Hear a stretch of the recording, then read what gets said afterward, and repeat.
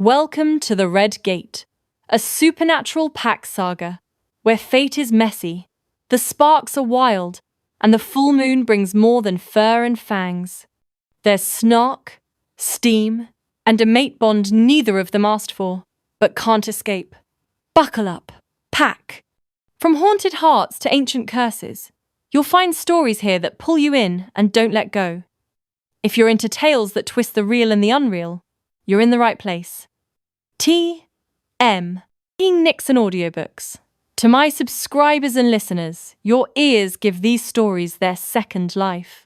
You're the reason these stories live beyond the page.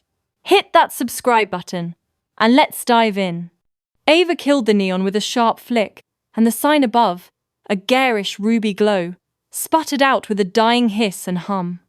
The vibrant script of Red Door vanished, leaving only stained brick and flaky paint.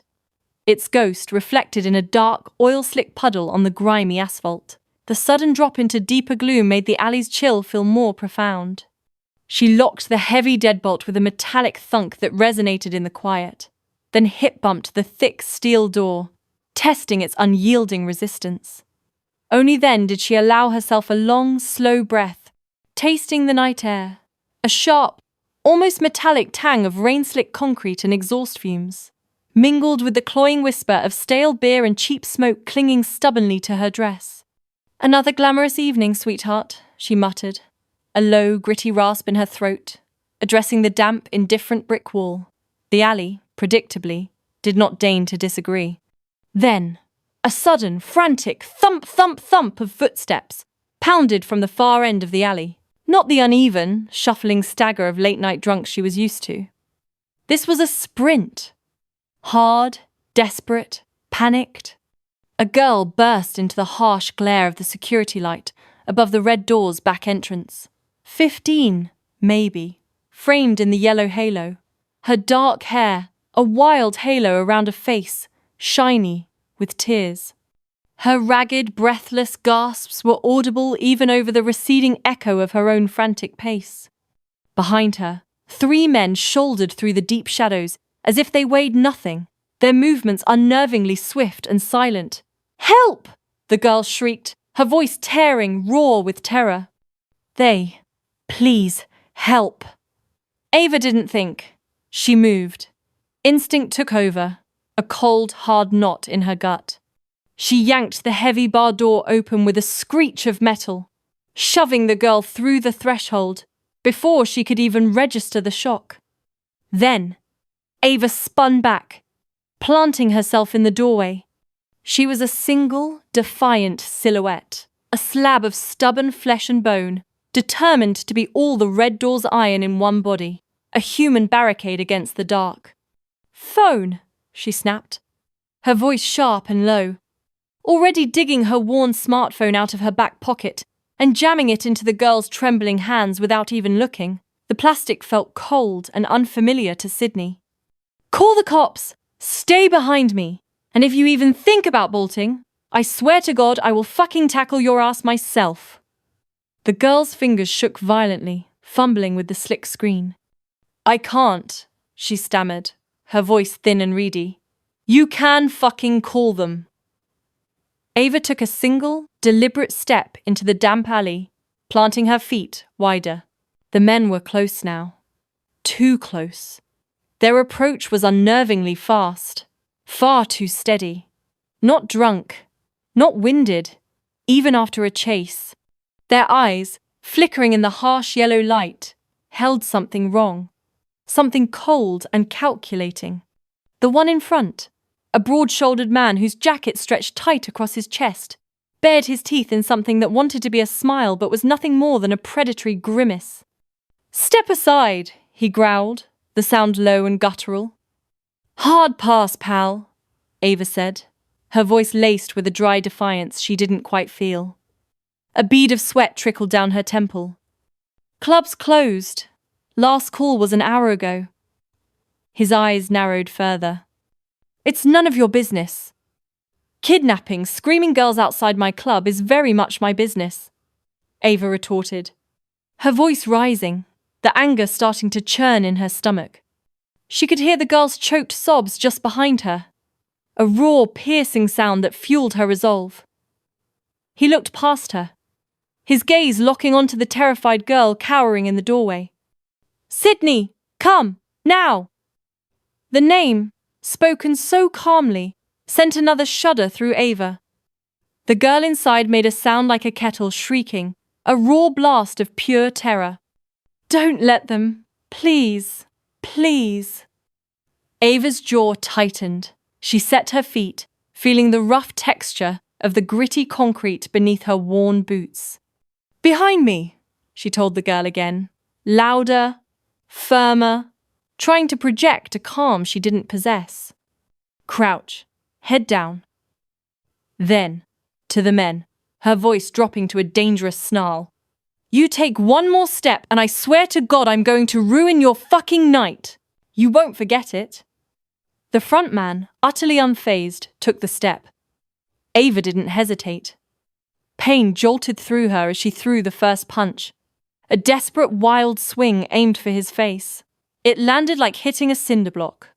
A sickening thud echoed in the close confines of the alley, and a white-hot spark of pain shot up her arm, bright enough to make her eyes water, blurring her vision for a split second. He barely rocked back, his expression unchanged. Okay, shit. He was stronger than she thought. She didn't have time to process the searing ache or the bitter taste of bile rising in her throat, because the second one lunged, a blur of dark clothing, and her body just decided to go with the fight. Her foot snagged instinctively on a forgotten bottle crate, sending a scatter of glass shards across the wet concrete. She swung it up hard, the wooden slats groaning, and cracked it into his face with a wet smack. Wood splintered violently. A spray of dark, coppery blood erupted, hot and sticky, across the security light. The third man grabbed at her shoulder. She rolled with the momentum, slamming her elbow into ribs that felt unnervingly like steel bars. She hissed through her teeth, a thin, sharp sound of pain. "Call the cops!" she barked over her shoulder, her voice ragged, lungs burning. "I'm calling!" the girl stammered, her words broken by hiccuping sobs. Her voice dropped, urgent and thin, into the phone. "Dad? Dad! I'm at the red door. The red door. Dad. A club on the west side. They found me. She's helping. She's... Hurry, please." "Police!" Ava insisted, catching a blunt fist on her forearm, white fire exploding up her bones, a nauseating crack. "Call the actual fucking police." "I called him," the girl said, her voice small, guilty and desperate. "Him who?" Ava asked, ducking a wide swing that tore a splintering chunk from the red door's stout frame, showering her with wood dust. "My dad." "Great. Tell your dad to bring the entire goddamn neighborhood, and an army, and maybe a fucking tank." Her words were laced with caustic desperation, a desperate laugh trapped in her chest. They were stronger than they looked, profoundly so. They moved with an unnatural fluidity, like they were built from springs and pure, unadulterated bad intentions. The one with the crate splinters embedded jaggedly in his cheek snarled, a low, guttural sound that rumbled through the alley like a dog too big for a leash, vibrating the damp concrete under Ava's feet. The sound rasped along Ava's spine, making the fine hairs on her neck stand on end. Fear, cold and sharp, wanted to turn her legs to water, to freeze her in place. But fear needed to fuck off. She was busy. She feinted left, a blur of motion, then kicked right, connecting with a jarring thud against something solid and yielding. He grunted, staggered. She followed up, hammering her fist into his throat with a series of quick, brutal impacts. He went down, gagging, clawing at his neck, eyes wide and watering. The other two came on like a freight train, relentless, their heavy breathing audible. "Stay down!" she told Sydney, her voice raw, loud enough to be heard over the frantic pounding of her own blood in her ears. "If I fall, You run. You don't stop. Not for anyone. You hear me? I'm not leaving you, the girl insisted, her voice fierce and defiant, even through the sobs. Sweetheart, I'm not your mother. And right now I don't have time for a goddamn hero complex. Do as you're. A fist, hard and sudden, clipped Ava's jaw with a sickening crack. Stars blew out behind her eyes, brilliant pinpricks of light in the sudden darkness. The alley tipped, spun, then righted itself with a sickening lurch. She hit back on pure reflex, a straight, mean shot that split a lip, tasting the coppery tang of her own blood welling from the corner of her mouth.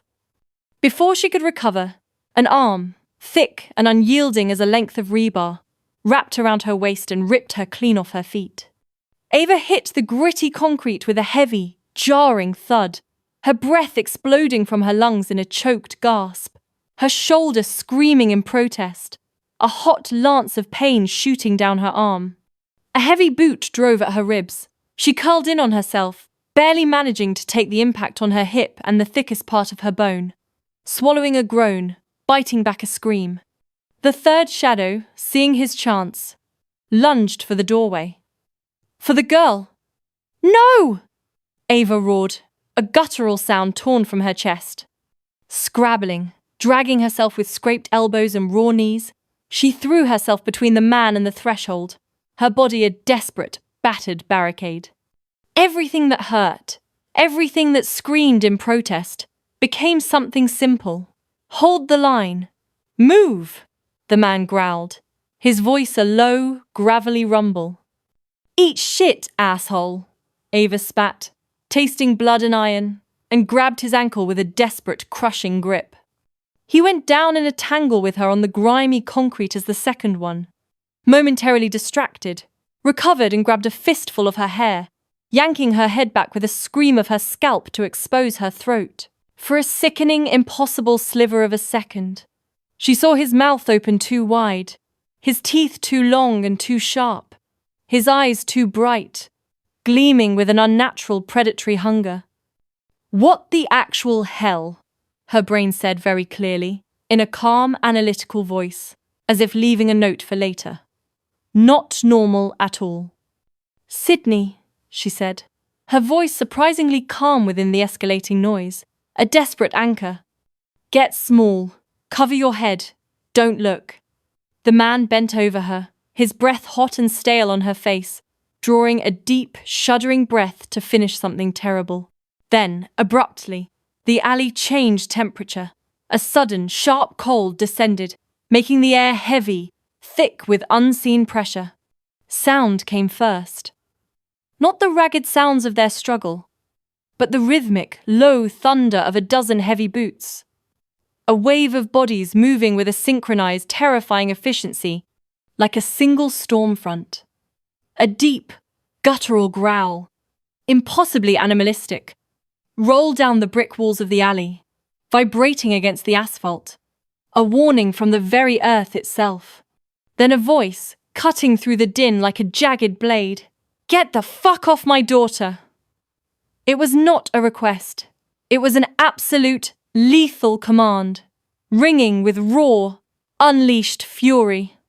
They arrived like the night had suddenly decided to grow teeth, men too large for the narrow confines of the alley, moving with an astonishing, brutal motion, like taut, coiled muscle. The one in front wasn't the biggest, but everything in his posture, the stillness in his eyes, said center of gravity, center of command. He hit the first attacker, the one who'd had Ava by the throat, so hard that the man flew, a broken puppet, halfway across the alley, slamming into a dented dumpster with a deafening rang that bent metal and reverberated through the very ground. Chaos. Fast. Brutal. And horrifyingly efficient. The six behind him closed in tight, each man a piece of the same seamless, deadly machine, grinding forward together. The three who chased Sydney had possessed an unnerving strength. These men had more, a raw, untamed power, coupled with a kind of lethal precision that made Ava's skin prickle with a strange, primal fear. She'd thrown plenty of punches in her life, broken plenty of noses. She'd never seen anyone fight like this. No wasted motion, no hesitation. No sound except the sharp, impactful thuds of flesh on bone, the grunt of exertion, the rapid work of strained breathing, and underneath it all, that low, guttural animal growl that didn't belong to any human throat. Strong, swift hands hauled the man off Ava, disengaging him from her hair with a painful tug that made her scalp protest. She rolled, coughing, a dry, ragged sound, and without thinking, crawled back over Sydney, making herself a shield once more. The girl was a tight, trembling ball beneath her, her small fingers clutching Ava's jacket with a ferocity that spoke of absolute trust. Against all reason. "It's okay," Ava lied, her voice a hoarse whisper, the taste of blood and fear, a bitter coating on her tongue. "It's okay. Don't look." Something slammed, a sickening, final crack. Then more wet, squelching sounds, like something soft tearing, and then the silence that rang, sudden and absolute. A heavy, oppressive blanket that vibrated in Ava's ears, filling the alley with its own chilling sound. "Sydney!" The voice again, closer now. It was the same voice that had roared, "Get off!" The voice had an edge of profound panic carved into it, a desperate paternal fear. "Sid, baby." The girl uncurled under Ava, a shuddering breath escaping her, before she choked out a sob. "Dad," and scrambled up, launching herself into the arms of the man who had just appeared like a vengeful god. Ava pushed herself up more slowly, her body a symphony of aches and protesting muscles. Her jaw throbbed, her shoulder screamed, and every muscle felt bruised and tender. She saw him clearly then, the man who'd thrown the dumpster punch. Dark hair clipped close to his skull, his jaw shadowed with a day's growth of stubble, eyes that cut like dark glass chips. He wore the calm like a coat, meticulously buttoned, but it didn't quite fit. The raw edge of barely leashed panic still lived underneath it. Shimmering just beneath the surface, he looked at his daughter like the world had only just started breathing again, like she was the only point of light in a universe of darkness. He folded her into his arms, held on hard enough to bruise, burying his face in her hair, and closed his eyes. For one long, agonizing beat. He was only a father, raw with relief and terror. Then he opened them, and the leader, because that's precisely what he looked like, the kind of man others followed blindly through fire and shadow, stepped forward, detaching himself from the embrace. He scanned the alley, his gaze sharp, assessing the splintered remains of the bottle crate, the twisted, bent metal of the dumpster, the slick, dark, oil-like pool of blood on the concrete. The men behind him, moving with chilling efficiency, already dragging limp bodies toward a dark, unmarked van that had appeared as silently as the storm, its engine a barely audible hum. His gaze found Ava. For a moment, nothing moved. The alley became a stark portrait. Him, holding his daughter, a fortress of paternal protection. Ava, blood in her mouth, her hair yanked brutally out of its pins, a wild halo around her bruised face. One hand still unconsciously braced in front of the doorway like she could hold the entire building up, or repel an army, with her palm alone. He took in what she was doing, what she had done. Something changed in his face. A subtle tightening of the jaw, a flicker in his eyes. Not softness, recognition, maybe, or the grudging, silent nod a seasoned fighter gives to someone smaller. Someone who had no business being in the ring, but still swung back anyway. Ava was compact, not tall, her frame wiry from years of hauling her own weight through life. Dark hair fell in a loose, careless wave to her shoulders, a shade that caught hints of auburn under the light. Her mouth quick, sharp, made for biting words and smoke-thick songs set hard now. But her eyes were the kind that made men lean closer in dim clubs. Sultry at a glance, steel if you lingered. She looked like someone carved out of late nights and long fights, dressed in resilience more than silk, yet still carrying the echo of the stage in every line of her face. Sydney tugged at him, her voice frantic, breathless. Dad, she fought them. She wouldn't let them touch me. She stood in front of me. She wouldn't move. Dad, not an inch. The man's eyes flicked to the angry bruise already blooming high on Ava's jaw, purpling the skin, to the sticky blood at her temple, and the way she still hovered protectively near his daughter. A battered, exhausted shield. Name, he said, his voice low. Not a question so much as a category he needed to fill. An orderly classification of a chaotic situation. Ava, she said, swaying a little, her legs feeling like jelly. Her voice was raspy, edged with pain but still managing a thread of her characteristic sarcasm. Owner? Singer? Bouncer tonight, apparently? And a damn good one, if I do say so myself. A weak, self-deprecating chuckle escaped her. His gaze lingered on her, hard and unreadable. You should not have been in the way. The air in the alley was thick with the metallic tang of fresh blood and the sour, familiar scent of spilled cheap whiskey from the red door. Ava leaned against the brick, feeling the rough grit of the wall scrape against the sweat, clinging to the back of her neck. Funny, Ava said, baring her teeth back. A genuine snarl that tasted like bile and copper. I was thinking exactly that about these guys. While they tried to beat the living shit out of me. Evander's mouth pulled tight. A thin, almost invisible line of fury. The man was immaculate, his expensive coat a stark contrast to the grime of the pavement, and that only pissed Ava off more. Behind him, the cleanup crew worked with chilling efficiency. One of the big men, built like a safe and silent as a shadow, shoved a limp body into the back of a black panel van. The thud of the skull hitting the floor of the vehicle was sickeningly casual, like he'd handled this kind of messy disposal 100 times before. Evander didn't look back at the work. You hurt? He asked, his voice low and demanding.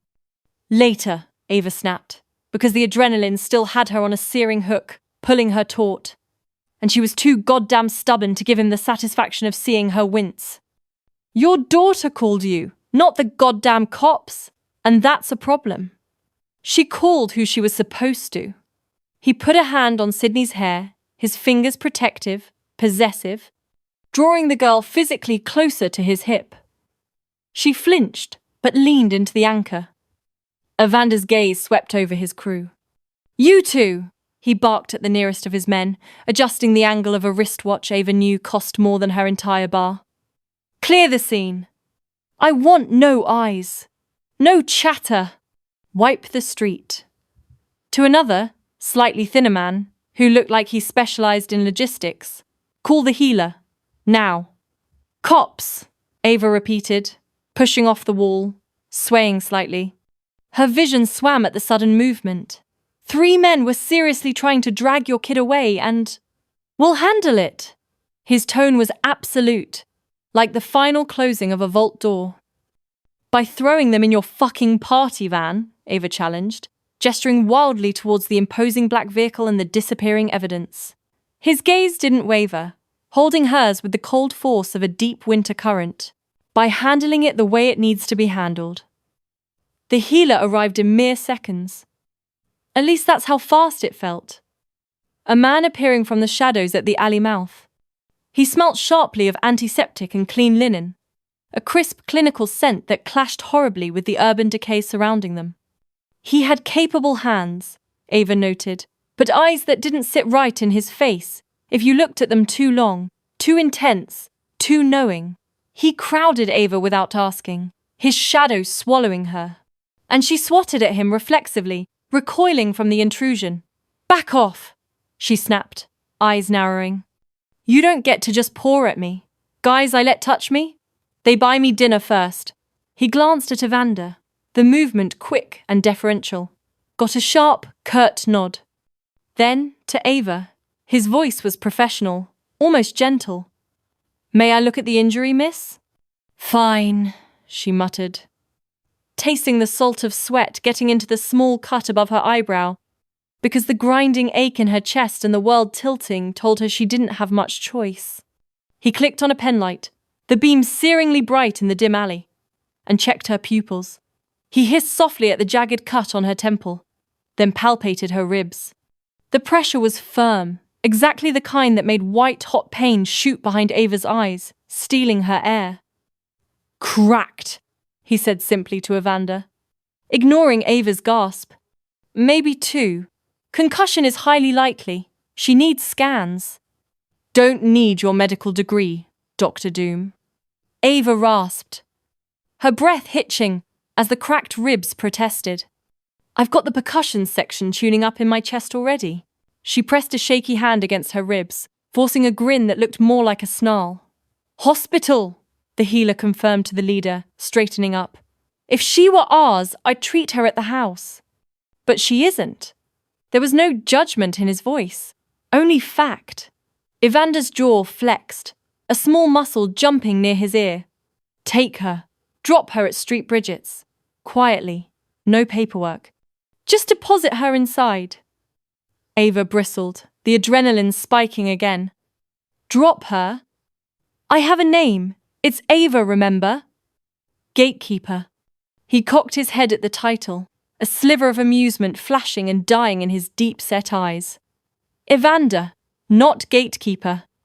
"Good for you, asshole," she shot back, fighting the dizziness. Sydney, who had been silent and trembling beside him, tugged sharply on his sleeve. "Dad, stop it, please. She saved me." Evander looked down at his daughter, the rigid tension in his shoulders loosening by a fraction. The change immediate and profound. Sydney stood there, all long limbs and coltish awkwardness, her dark hair falling into her eyes in a way that made her look older than 15, though the freckles dusting her nose betrayed her youth. Her gaze was steady, too steady, Evander thought, for someone her age, and in it he saw both the girl who used to chase fireflies barefoot in the yard, and the young woman she was already racing toward becoming. "Thank you," he managed finally, the phrase sounding like it had sharp, unforgiving edges. "You're welcome," Ava said, her voice just as rough, like hers did too. He nodded once, a grudging admission stamped with reluctance. "Get her to the car," he told the healer, his dismissal swift. "Hey, hold on," Ava said, backing toward the doorway, instinctively toward the cool, chipped paint of the red door's threshold. It was a dark bar with stacked stools, but it was her turf, and the cool paint against her palm offered a ridiculous comfort. "I can walk by myself. Don't touch me." Evander's gaze was flat. "You'll fall." "Maybe. I'll do it pretty, though." She put her hand out behind her, finding the scuffed wood of the threshold. "Ava," Sydney said, her eyes enormous, wet with retained fear and sudden gratitude. Thank you. Next time, you don't hold back, you raise hell until someone hears you, kid," Ava said, and managed a ragged, genuine smile that cracked the drying blood on her face. "And if you ever feel like it's the wrong place, you run like hell and you don't stop. You hear me?" Sydney nodded so hard her curtain of brown hair jumped around her face. Evander stepped forward then, his voice low and cold as a blade. "There will not be a fucking next time. I will make sure of it." His attention shifted after that, following the movement of his men. The bodies were gone. The van's doors clapped shut with a finality that echoed through the alley, making the confined space feel abruptly emptier, hollowed out. He turned back to Ava, his focus total.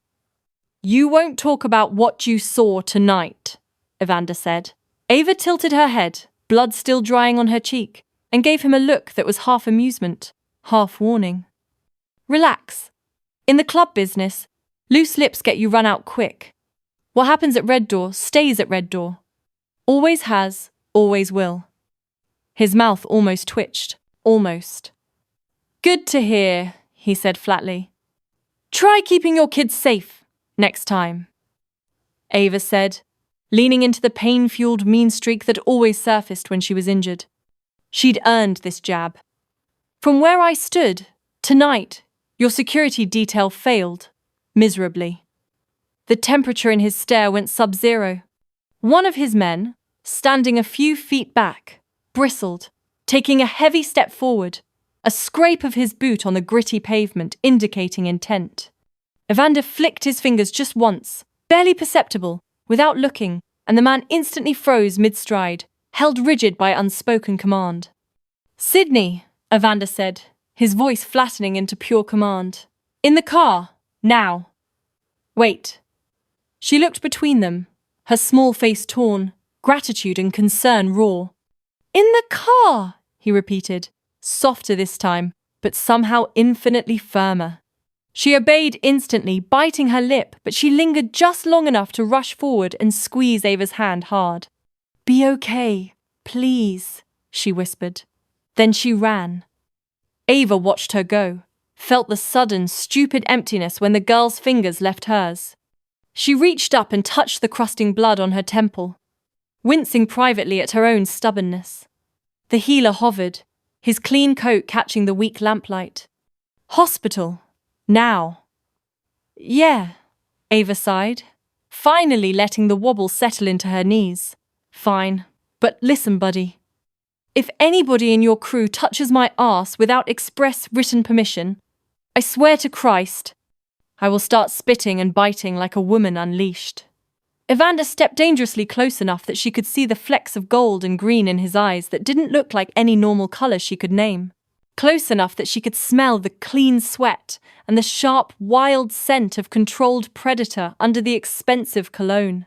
"You shouldn't have stood in front of her," he said again, his voice dropping to a gravelly murmur. "It could have fucking killed you." Ava bared her teeth in something that wasn't even remotely close to a smile, leaning heavily on the doorframe. "It didn't. And it would take a lot more than a couple of idiot muggers to take me down. I'm harder to kill than I look, gatekeeper." He held her gaze for a long, silent beat, then abruptly tipped his head a fraction. It was a gesture of respect, unwilling, and undeniably real. "Get her out of here!" He clipped the healer, and turned sharply away, instantly focused on his men who were already dissolving into the shadows, becoming ghosts at the edges of the alley. The healer and the logistics man guided her carefully toward a completely nondescript sedan, gunmetal grey, exactly the kind of forgettable car nobody remembers. The cool, comforting paint of the red door was replaced by the slick, slightly warm metal of the car under her fingertips. As the sedan door shut with a heavy muted clunk, and the city streetlights began to slide sideways past the window, Ava let her head fall back against the headrest and allowed herself one shaky exhale that sounded more like a rattle. She closed her eyes. In the rearview mirror, she watched the alley shrink and vanish, and with it the towering figure of the man whose voice could command silence, and whose girl had just clutched her like a lifeline. "Don't worry, you controlling son of a bitch," she muttered to no one, the words rasping in her throat. "I'm hard to kill, all right." Outside, the rain returned, thin and steady. A silent wash attempting to cleanse the alley of the violence that had just occurred. A lie Rain always told. Inside the car, Ava pressed her tongue against the cut inside her cheek and tasted hot iron, cold anger, and a dangerous note of something she absolutely refused to name: relief. The healer's sedan dumped Ava at the emergency entrance with all the ceremony of dropping off a package. There were no flashing sirens slicing through the rain-slicked city night, no hurried radio calls. Just a muttered, clipped hospital, a harsh shove, and the sudden, jarring slam of the car door, before Ava, still dazed and aching, could even push herself upright from the cold curb. The car was already a dwindling red blur, its taillights swallowed by the shimmering curtain of city rain and the inky blackness beyond the streetlights. The wet asphalt stank faintly of exhaust and damp earth. A young nurse, her sneakers squeaking faintly on the polished concrete, hurried towards her, eyes wide with concern. But by then, the metallic scent of burning rubber was all that remained of her ride. Inside, The oppressive, sterile glare of fluorescent lights replaced the shifting, whispering shadows of the alley. The air, heavy and cool, carried the distinctive, cloying scent of antiseptic mixed with old coffee and something vaguely clinical, a scent that always made Ava's stomach clench. They ran x-rays, cool plates pressing against her bruised ribs, then a shot of something that made the world a little fuzzy around the edges, easing the sharp, insistent throb in her head. A doctor, his face etched with a weary frown, shook his head slowly as he reviewed her charts, looking at her like she'd gone 3 rounds with a goddamn semi-truck. He spoke in a low rumble, ticking off injuries. Multiple contusions, 3 fractured ribs, a laceration above your left temple requiring stitches, and a definite concussion. They wrapped her ribs tightly, a constricting pressure against her broken breathing. Stitched the gash on her forehead, the sharp prickle of the needle, a minor echo of the night's violence, and rattled off a litany of concussion warnings. No bright lights, no loud noises, no heavy lifting, no fucking thinking. Then the doctor, a middle-aged man with kind, tired eyes, leveled her with a look that cut through the drug-induced haze. You're staying at least 3 days for observation, Ms. Ava. Head injury, multiple broken ribs. You walk out now, you risk serious internal complications, not to mention a rebleed on that concussion. You'll be back, and probably in worse shape. Ava forced a crooked, pain-laced smile, the corner of her swollen lip cracking slightly. 3 days in this palace? You trying to spoil me, Doc? Is there a champagne breakfast I don't know about? He didn't even crack a smile, his frown deepening. This isn't a joke, ma'am. We need to monitor you.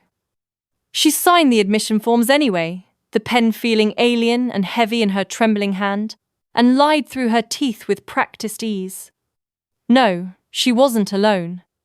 Yes, someone would be around to pick her up. No, she hadn't been attacked, just a clumsy fall down some stairs, a really steep flight of stairs. She knew the drill. Say enough to get them off her back. Paint a picture of mundane misfortune rather than the brutal, visceral reality of the fight. But when the hospital ward's harsh overhead lights finally dimmed to a softer glow, and the quiet murmur of nurses' voices faded, it was just her, the stiff, unyielding hospital bed, and the fight replaying behind her eyes in vivid, agonizing detail, the smell of blood and adrenaline clinging to her memory. By dawn, the world still felt tilted, a nauseating lurch every time she tried to shift.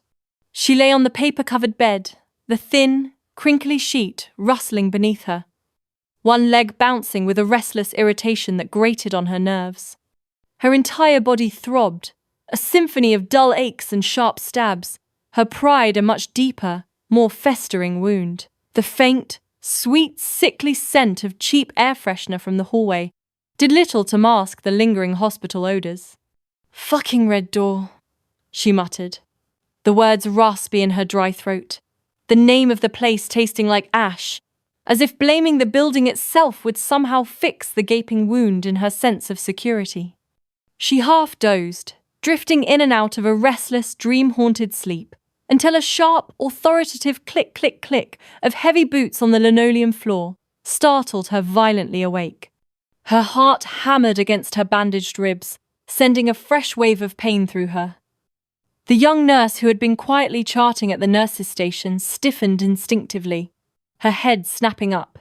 The man who filled the threshold of Ava's room wasn't in scrubs, nor was he in a generic security uniform. He was a carved, undeniable presence. Dark, expensive-looking clothes that seemed to absorb the muted morning light, a jaw set with granite-like resolve, and eyes that were so intensely focused they seemed to make the very air in the room thinner, harder to breathe.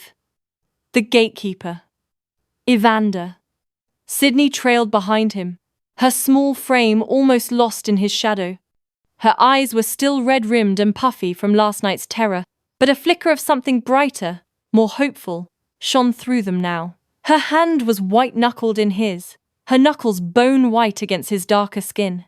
The moment the girl's gaze landed on Ava, A raw, choked sob of relief tore from her throat, and she tried to surge forward, to run to Ava's bedside. But Evander's hand shot out, a swift, almost imperceptible movement, halting her with a grip that was gentle, only in comparison to the unyielding steel in his shoulders. "You should be asleep," Ava croaked, her voice rough. A raw scrape from the dry air, her bandaged throat, and the lingering after-effects of the concussion. Her tongue felt like sandpaper. "And you?" She narrowed her eyes, trying to focus on his imposing form, trying to project strength she didn't feel. "What? Checking if I've already died so you don't have to say thank you twice? Just confirming I'm not a liability?" Evander didn't rise to the bait. His gaze, an unnerving, palpable weight, swept over her, a meticulous appraisal from the neat line of stitches above her temple to the bulky, white bandages wrapped around her ribs, and a muscle worked visibly in his jaw. A tight, controlled tremor. The air around him practically crackled with suppressed energy. "You're alive!" His voice was a low, rumbling baritone, holding a dangerous edge. "Against the odds, yeah." Ava forced another smirk, the effort sending a jolt of pain through her. "Don't look so fucking disappointed, big man." Sydney, finally managing to wriggle free from her father's grasp, rushed to Ava's side, her small body trembling. She hugged Ava carefully, avoiding the visible injuries, burying her face into Ava's shoulder. "You saved me. I was so worried about you," she whispered, her voice muffled, thick with emotion. The scent of her shampoo, surprisingly sweet and fruity against the hospital's sterility, was a small comfort. Ava winced as Sydney's weight pressed against her, but she hugged the girl back gently, her hand stroking Sydney's hair. "Don't let it get around, kid. I've got a reputation as a heartless bitch to protect, and saving damsels in distress isn't exactly on brand." She tried to sound nonchalant, but the genuine concern in her voice was hard to mask. Evander remained at the foot of the bed, a dark, immovable sentinel. His arms were folded, every line of his imposing frame bristling with unspoken tension. The young nurse, who had quietly re-entered the room, timidly tried to say something about strict visiting hours, her voice barely a squeak, but she withered under Evander's intense, unblinking stare, her words dying in her throat. She mumbled an apology, her cheeks flushed, and practically slipped out of the room, the faint squeak of her sneakers quickly fading down the hall, leaving the three of them in a tense, echoing silence. "You shouldn't have interfered," Evander said finally, his voice low, almost a growl, but carrying the kind of innate weight that effortlessly silenced entire rooms, bending the air to his will. Ava snorted, a sharp, disbelieving sound that grated in her own ears. "What the hell was I supposed to do then? Let 3 psychos drag your kid off while I finish locking up? You think that's my fucking style? Stand by and watch?" His eyes narrowed further, deepening the lines around them. They were not. He cut himself off abruptly, the word he didn't want to say. Psychos. Hanging in the air like a thick, acrid smoke. Unspoken but heavily implied. "Not what?" Ava pressed, pushing herself up higher against the pillows, ignoring the protests from her ribs. "Not psychos?" "No shit, Sherlock. One of them tried to bite my throat out, and not in a fun, consensual kind of way. He was feral, Evander. Like a rabid animal." The memory made a chill run down her spine, and she felt a phantom itch at her jugular.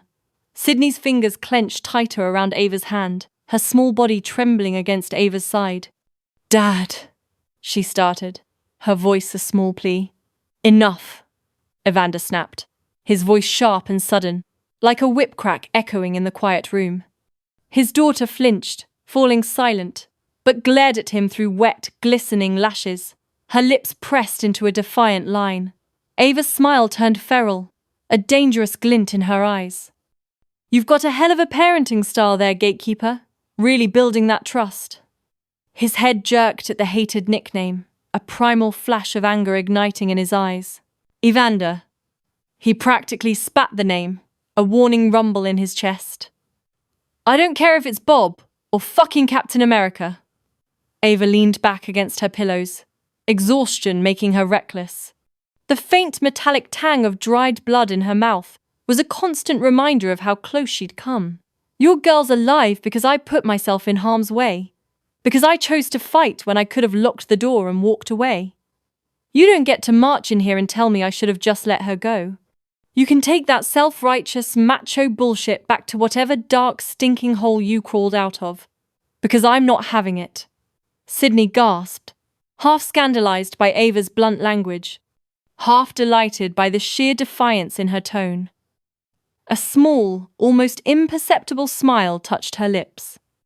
Evander's eyes burned.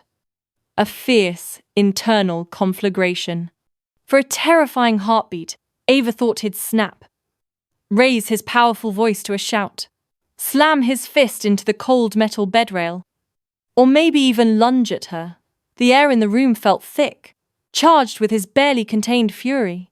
Instead, with a raw, guttural sound, he turned away sharply, breathing hard through his nose, his broad shoulders rising and falling. "We're leaving, Sydney," he said, his voice strained, almost a rasp, to his daughter. "I'm not leaving her," Sydney shot back, her small voice surprisingly fierce. She clung to Ava's hand, her grip surprisingly strong. "Yes, you are!" The words were clipped, an order that brooked no argument. Ava squeezed the girl's hand, gently. "Go, kid. I'll still be here when your old man's done sulking and decides he wants to be a decent fucking human being." The corners of her mouth twitched. Sydney pressed a quick, fierce kiss to Ava's cheek, the soft brush of her lips, surprisingly warm against Ava's bruised skin. And then, with one last lingering look, she slipped off the bed. Evander reached for her, ushering her out with a hand firm on her shoulder, his gaze never quite meeting his daughter's. At the door, he paused, his formidable frame briefly filling the doorway, casting a long shadow into the room. He looked back at Ava one last time, his dark eyes locking onto hers. His gaze wasn't gratitude, not truly.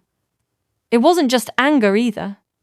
It was something heavier, profoundly conflicted, like a man trying to chew and swallow a mouthful of broken glass. The struggle visible in every rigid line of his body. Then he was gone. The heavy, polished wood door clicked shut with a soft finality, and the room felt strangely louder without him, the silence now ringing with unspoken words and lingering tension. The smell of his expensive leather and faint, woodsy cologne, which had briefly cut through the antiseptic, now faded, leaving only the sterile hospital scent. Ava lay back, staring up at the acoustic ceiling tiles, the geometric patterns blurring slightly. Her bruised ribs throbbed in a steady, insistent rhythm, mirroring the confused, restless churn of her thoughts. She whispered to herself, the words barely audible in the quiet room, her voice a fragile rasp. What the hell was that all about? The Irongate Packhouse wasn't a place of warm hearths and welcoming arms. It was a brutalist testament to power, a fortress built not just of cold, unyielding stone and rusted iron, but etched with a history of battles, a tapestry of scars woven into its very walls. Inside, the great hall, with its long, imposing tables and benches worn impossibly smooth by generations of weary bodies, felt less like a gathering place and more like a judgment chamber. Tonight, the air itself was thick, not with the usual scent of damp earth and pine from the surrounding forest, but with a cloying, metallic tang of pure, unadulterated tension. 6 hulking enforcers stood in a rigid line before the raised dais. Their broad shoulders were squared, a deliberate display of strength that felt hollow tonight. 4 of them, their jaws clamped shut so tight the muscles bulged, radiated a shameful silence. The other 2, their heads bowed and eyes fixed on the worn flagstones, wore the grim weight of knowing exactly what was about to rain down on them. Beyond them, the rest of the pack crowded into the cavernous space at the back. A restless sea of bodies, their hushed whispers hissing and swirling like agitated hornets, until the heavy oak door, banded with iron and groaning on its hinges, slammed shut with a deafening boom that vibrated through the floor. Evander strode in, his presence immediately commanding, He was a storm contained, every inch of him a coiled fury. His dark eyes like chips of obsidian honed to a razor's edge. The hall fell into an even deeper quiet, broken only by the sharp, rhythmic thud, thud, thud of his heavy boots against the stone. Sydney wasn't here. This wasn't some melodramatic display for his daughter. This was about the Iron Gate. This was about pride. His voice, when it came, was a raw, guttural blast that hit them like a physical blow. Which of you useless bastards thought it was a good idea to let my daughter, the fucking bloodline of this pack, get snatched from a dance class like some stray mutt off the street? The two disgraced enforcers, identified by their slumped postures and averted gazes, didn't dare to raise their eyes. One of them finally managed a choked sound, a desperate attempt at an explanation. Alpha, we don't. Evander's roar, a sound ripped from the very core of his being, rattled the heavy timber beams overhead, shaking dust from the ancient rafters. Don't fucking open your mouths. You don't get excuses. You don't get words. You had one job. One job. And you pissed on it. A low, guttural rumble of disgust rippled through the pack behind him, a collective growl of shame and anger. Evander began to prowl down the line, his teeth bared in a silent snarl as he fixed his venomous gaze on each of the six. You want to know how I found my daughter? His voice dropped to a dangerous whisper, laced with venom, clutching onto a human woman, a fucking human, while 3 Rivermark mongrels tried to drag her off. And that woman, his voice rose again, thick with a fury that bordered on disbelief. Bleeding, bruised, ribs cracked, fought harder than the 2 of you combined. You think I'm proud of that?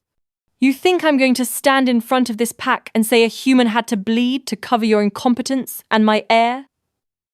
A wave of palpable shame washed over the hall, suffocating and potent.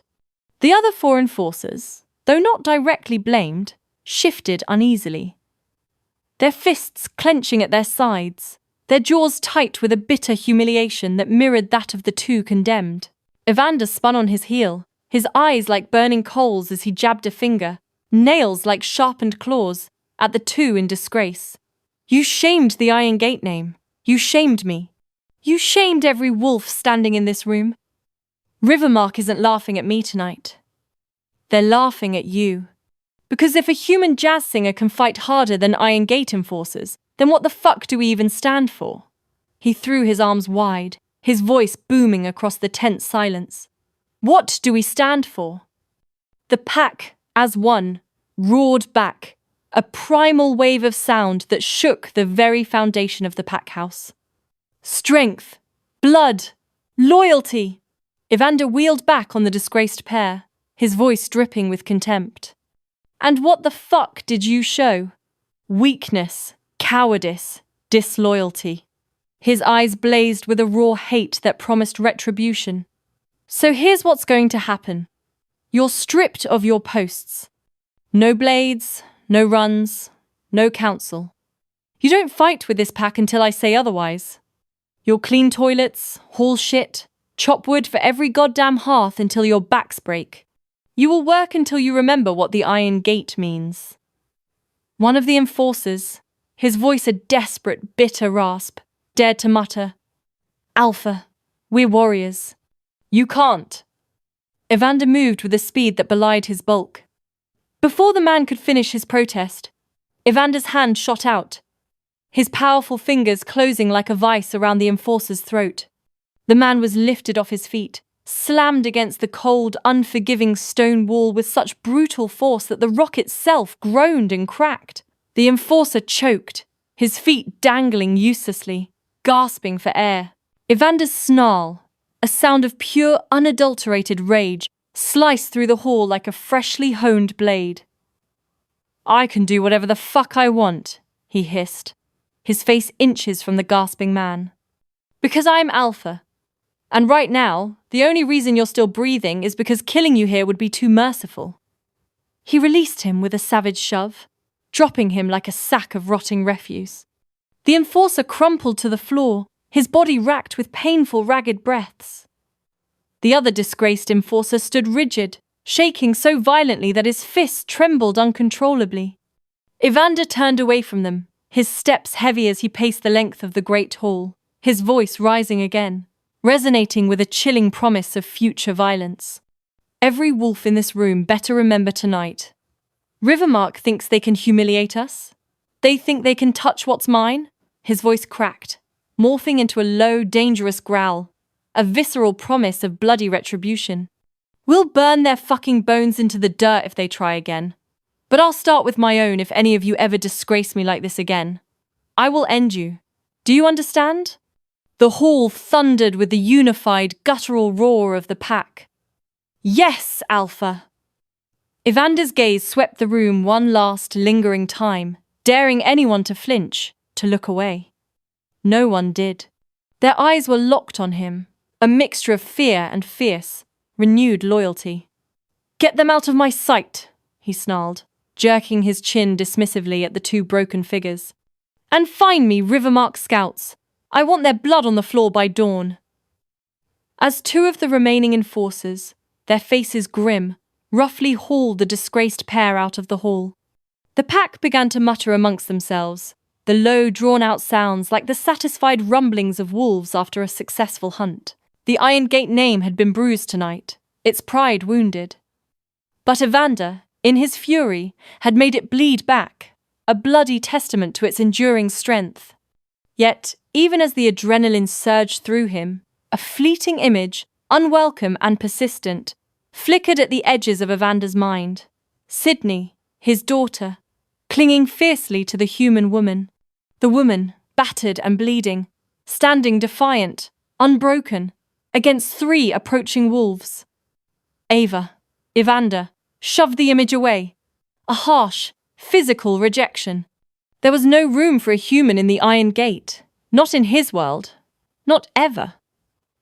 The hospital had tried to enforce visiting hours, posting small, laminated signs warning against disruption. Still, Sydney had Evander's stubbornness forged into her bones, and Ava's contagious fire was already catching hold. The air in the long corridor felt cold, smelling perpetually of thin bleach and stale coffee, a scent that seemed designed to strip away comfort and memory. She slipped past the night nurse, a slump-shouldered woman, engrossed in a paperback, and the low, staticky whine of the desk radio, with a smile that was too sweet and practiced for genuine suspicion. Sydney padded down the sterile halls, the soft rubber soles of her tennis shoes squeaking faintly on the waxed linoleum. Above her, the fluorescent tubes buzzed with a relentless, unhealthy hum. She reached the appointed room, paused, and cracked the door just wide enough to let a whisper of light into the dark hallway. Ava was awake, of course. Jazz singers didn't sleep easily, especially not when their ribs felt like shattered glass and their minds were running through the adrenaline of the night before.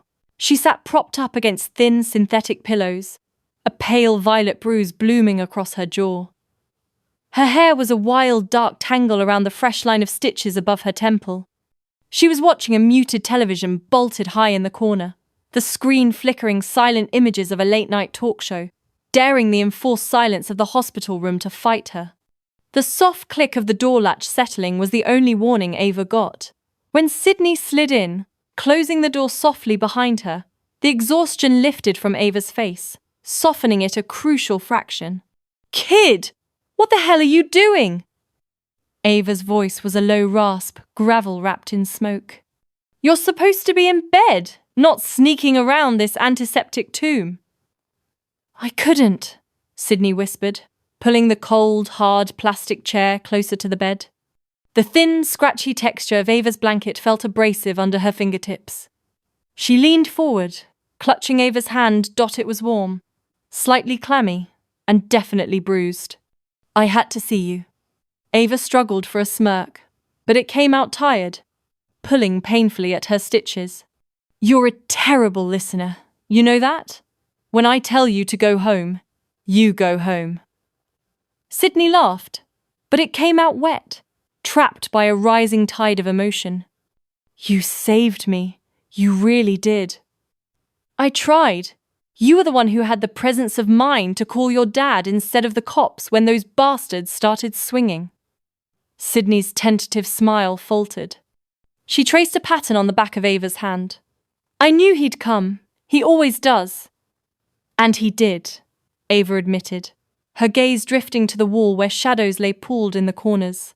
But for a minute there, it was just you and me against 3 serious pieces of shit. And you. She squeezed Sydney's hand gently, a surprising strength in the grip. You didn't fold. You stood your ground, even when they had us cornered. That matters, kid. That's grit. Before Sydney could answer, the door banged open with a sudden disproportionate violence, sounding like a gunshot in the still room. Evander filled the frame, all dark cashmere and cold authority, the low-wattage fluorescent light casting harsh, angular shadows across his face. His gaze snapped straight to his daughter, ignoring the injured woman in the bed entirely. Sydney! His voice was sharp, clipped, laced with a metallic taste of sheer fury. Out. Now. No. Sydney stood, her small shoulders squaring instantly, transforming her from a nervous teenager into a miniature, fierce opponent. I'm not leaving her. Evander's jaw flexed, a muscle ticking violently beneath the skin. You disobey me again, and I swear to fucking God I will lock you in your room until you graduate. I mean it, young lady. And what? Ava cut in, her voice like gravel dragged over whiskey, cutting through Evander's threat like a razor wire. She ignored the fresh, sharp tug of pain in her ribs as she shifted her weight. Are you going to ground her for visiting the woman who saved her ass? That's parenting, huh? His glare shifted instantly to her, hot enough to melt steel. This isn't your concern, Ava. Bullshit it isn't. Ava shot back, her voice gaining volume and venom. She was chased, grabbed, and dragged into an alley. My alley, my club, my fucking door. That makes her my concern, you arrogant bastard.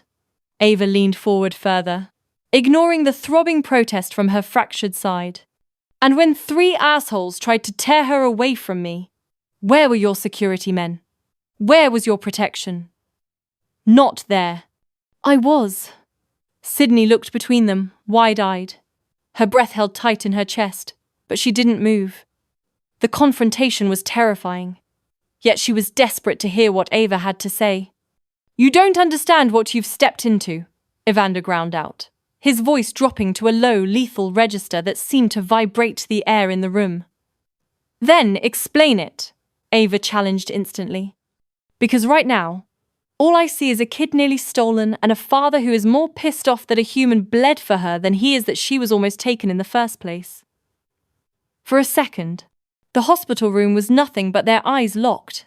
His, the cold, impenetrable steel of a man, accustomed to total command. Hers, raw, defiant stubbornness, utterly refusing to bend or look away. The tension crackled between them, thick and suffocating. Finally, Evander tore his gaze away, pinching the bridge of his nose like he could physically squeeze the white-hot fury out of his skull. Sydney, car, now. 5 minutes, or I call security to escort you out. The girl hesitated, torn between the 2 immovable forces, then lifted Ava's hand. She pressed a quick, fiercely protective kiss to the bruised knuckles before slipping past her father. She avoided his furious gaze as she hurried out. The door clicked shut, soft this time, leaving behind a silence that buzzed like a live, frayed wire. You're reckless, Evander stated, still not quite looking at Ava. His focus fixed on the polished spot on the floor where Sydney had stood. You're welcome, Ava countered, letting her head drop back to the pillows, suddenly exhausted. His gaze snapped back to her then, sharp and instantaneous. I didn't ask you to protect her. And yet, here we are, Evander, Ava said, gritting the words out through the mounting ache in her ribs. She's breathing because I did. You can hate that fact all you want, gatekeeper. You can call in all your debts and your favors, but it doesn't change the fucking fact. He stared at her, the muscles in his forearms flexing as his fists curled at his sides, words behind his teeth. A torrent of threats he refused to unleash on the injured woman.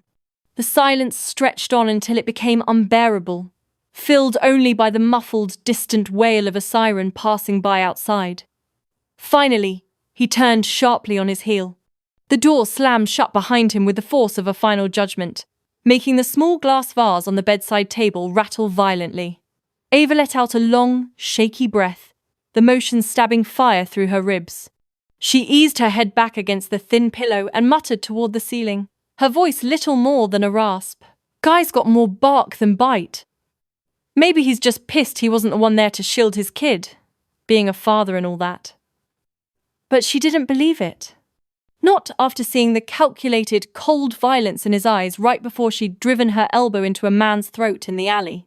Evander might be holding the leash tight, but the bite was there quiet, controlled, and deadly. The red door was still shuttered, a grim silhouette against the grey morning. Soot streaked the faded crimson bricks, and the windows, usually a beacon of warm light, were dark, reflecting nothing but the desolate alleyway. Inside her own cramped apartment, right next to a defunct laundromat, Ava sat at her chipped Formica kitchen table, the cheap ceramic mug in her hands radiating lukewarm misery. The bitter, burnt taste of bad coffee coated her tongue, a sorry counterpoint to the dull throb behind her eyes and the angry purple and yellow bruises blooming across her cheekbone and jaw. Every small movement sent a dull ache through her ribs. Her phone buzzed, a sharp, insistent vibration against the worn wood, jolting her from her stupor. It was a message from Sydney. "Can I come by?" Ava sighed, the sound raspy in her throat. Her thumb hovered over the keyboard, remembering Sydney's wide, anxious eyes from the night before. She typed back, a flicker of a smile playing on her swollen lips. "Only if you bring donuts." 2 hours later, the smell of fresh baked dough and sugared glaze filled Ava's small apartment, momentarily chasing away the lingering scent of stale coffee and disinfectant.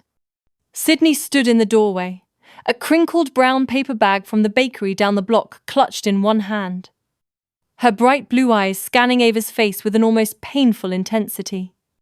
She didn't wait for an invitation, just padded straight in, her sneakers squeaking softly on the linoleum, then plopped herself down in the rickety kitchen chair like she belonged there.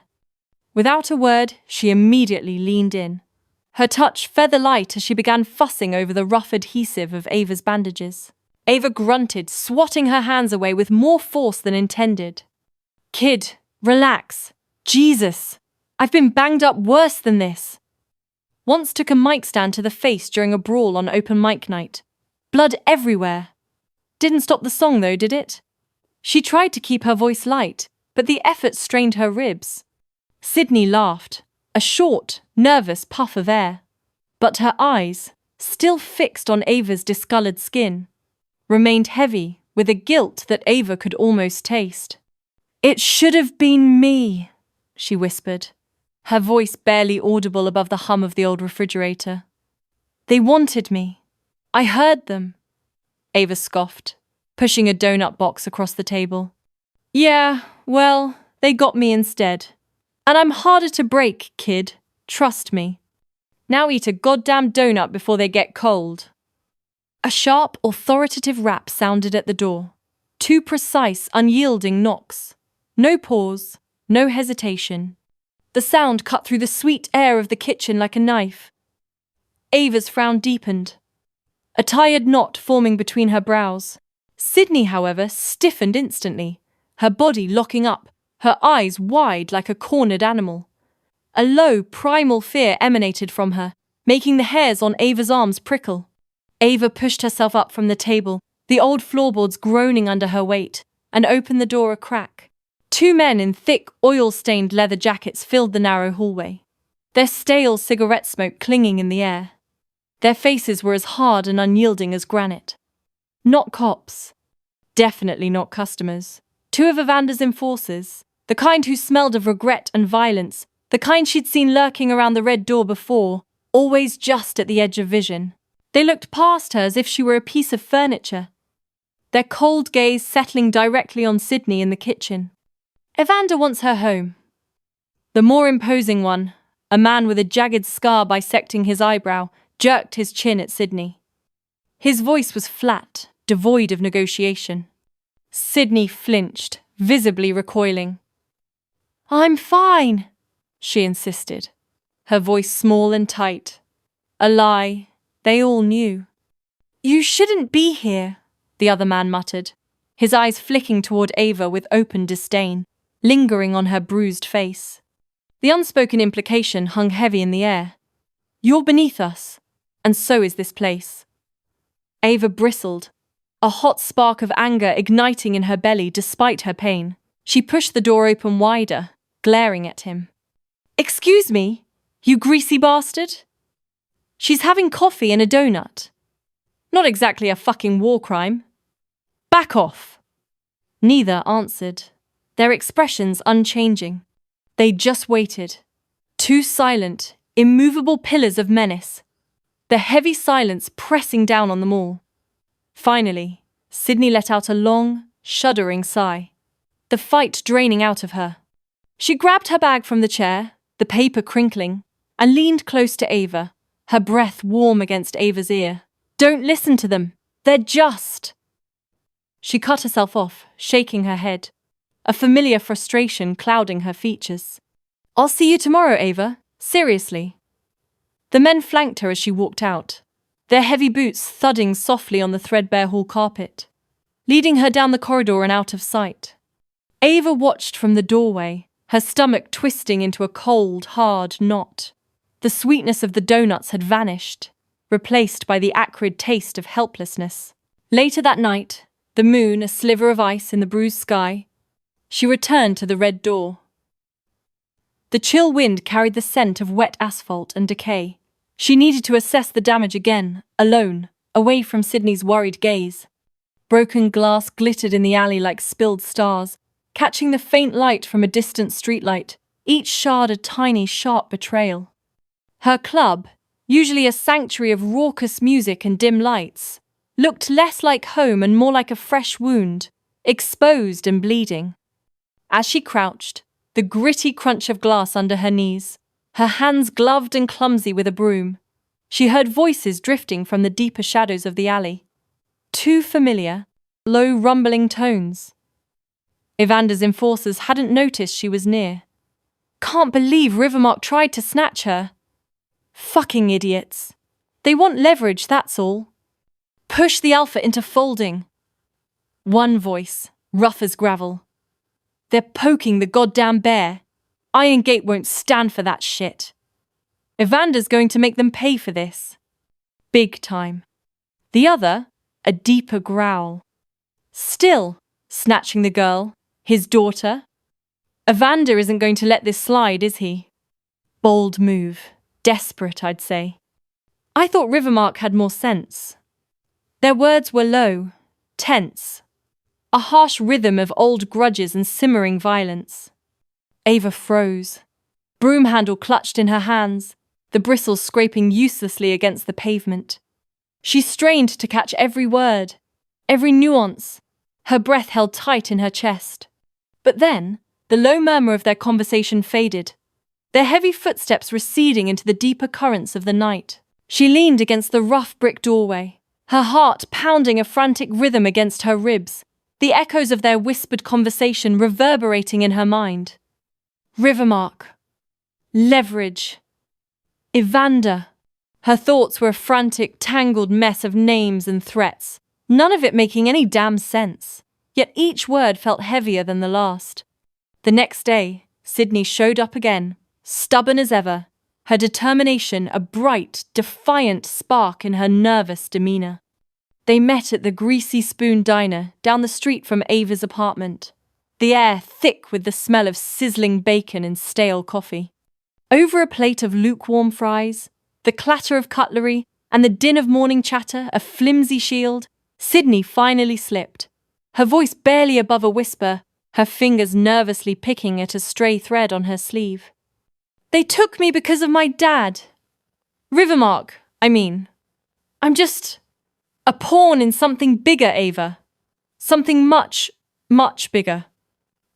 Her eyes were wide, brimming with an unspoken dread. Ava nearly dropped her fork, the clanging of metal on ceramic echoing loudly in her ears. Her blood ran cold. Excuse me? A pawn in what? What the hell are you talking about, Sydney? She leaned forward, her voice low and urgent, trying to catch the girl's gaze. But the girl shook her head quickly. A flash of pure, unadulterated fear in her eyes. I can't. Not yet. I can't tell you everything. Just trust me, please. She looked away, biting down hard on her bottom lip, until it was white. Ava stared, the mundane clinking of dishes and distant laughter from other tables blurring into an incomprehensible din. She chewed slowly, methodically, over the fragments she'd been handed. Rivermark, leverage, pawn, bigger.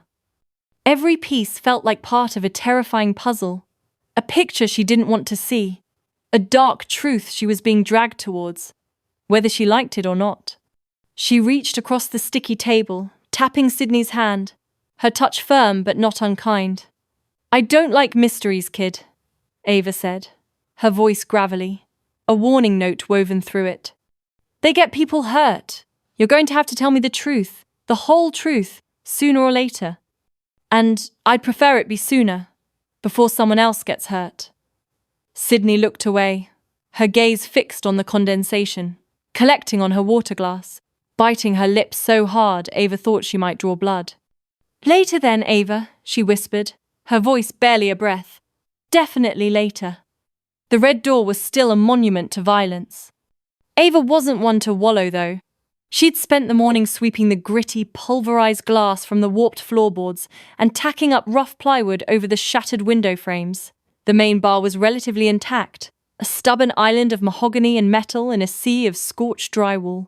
She'd dragged a single wobbly stool from the storage closet and perched there, the movement jarring the deep ache in her ribs, while she scribbled costs, lumber, insurance deductible, replacement speakers, onto a grease-stained notepad.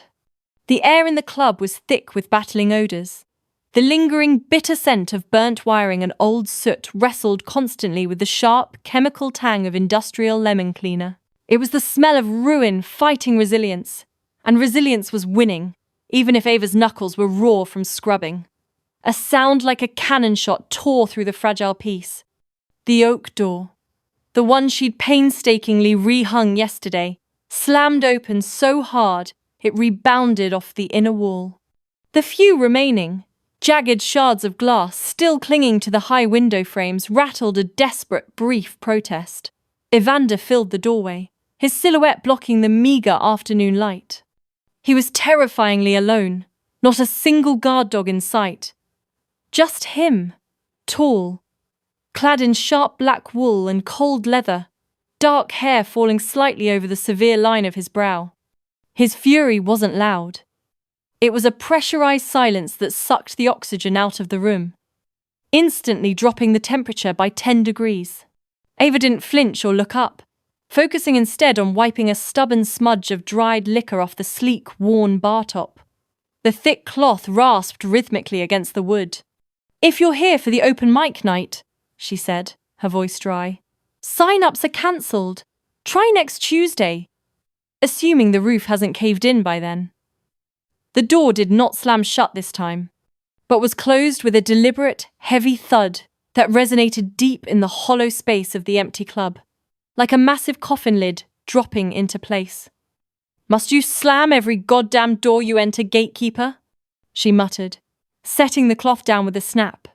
Evander's boots paused perhaps 10 feet from the bar, the scuff of the leather on the dusty floor cutting across the sudden, dead silence.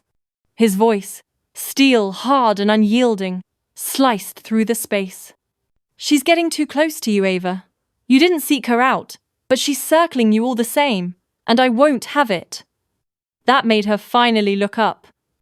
She straightened slowly, masking the wince the movement caused.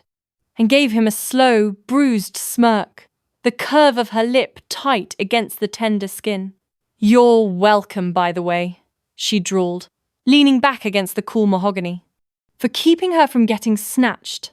Twice now I've heard a thank you that sounded like you swallowed a fistful of glass saying it." Evander stalked closer, his large frame eating up the distance. The floorboards groaning under his weight sounded like a complaint from the old building itself. She could sense the heat radiating off him, a tightly contained physical menace. "Sydney is my responsibility. Mine," he clipped, his jaw working. "Not yours, Ava. You don't know what in hell you've stepped into, and you don't belong anywhere near her." "Funny," Ava shot back, tossing her pen onto the notepad so it landed with a tiny clatter. "She seems to think I do, and frankly, I don't give a flying fuck what your caveman rules or your territory lines dictate. The kid needed help, and I gave it. End of story." His jaw clenched so hard the muscles jumped in his cheek. It looked genuinely painful. He smelled of damp leather, expensive cologne, and a faint metallic tang of cold iron and adrenaline. "You think you're so brave?" Evander snarled, stepping up to the bar's edge, leaning slightly over the counter separating them. "You're bloody reckless. You nearly died in that alley. The smell of copper was all over the stone floor." "Nearly doesn't count," Ava said, pushing off the bar, her stance widening slightly. She felt the adrenaline, hot and prickly, start to counteract the ache. "And you're pissed, because I did what your boys didn't. Don't blame me for your shitty security detail." His eyes narrowed to shards of black ice. "Watch your mouth." Ava barked a short, disbelieving laugh, a sound too loud and sharp for the wrecked club. "Oh, that is rich, coming from the man who swears like he invented it." "What's the matter, Evander?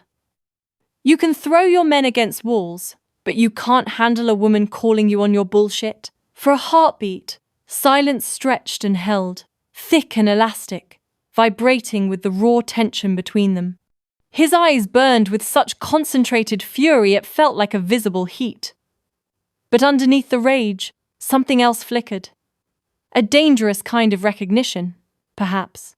She couldn't name the feeling, but she felt it in her ribs, familiar and sharp as the ache of her bruises. He leaned in further, close enough that she could smell the cold air he brought in with him, close enough that if she shifted an inch, their bodies would touch across the counter. "Stay away from her," he whispered, the sound low, brutal, and without inflection. "That's not a warning, Dot, it's an order." Ava stood fully, bracing herself despite the protest from her injured side. Meeting him head-on, she stared straight into his furious, challenging eyes. "I don't take orders! Not from you! Not from anyone!" she stated, her voice tight but unwavering. "You think you scare me, Evander? You're just another angry man yelling in my club. I've seen 100 of you! And you all walk out the same way. Pissed that I didn't bow."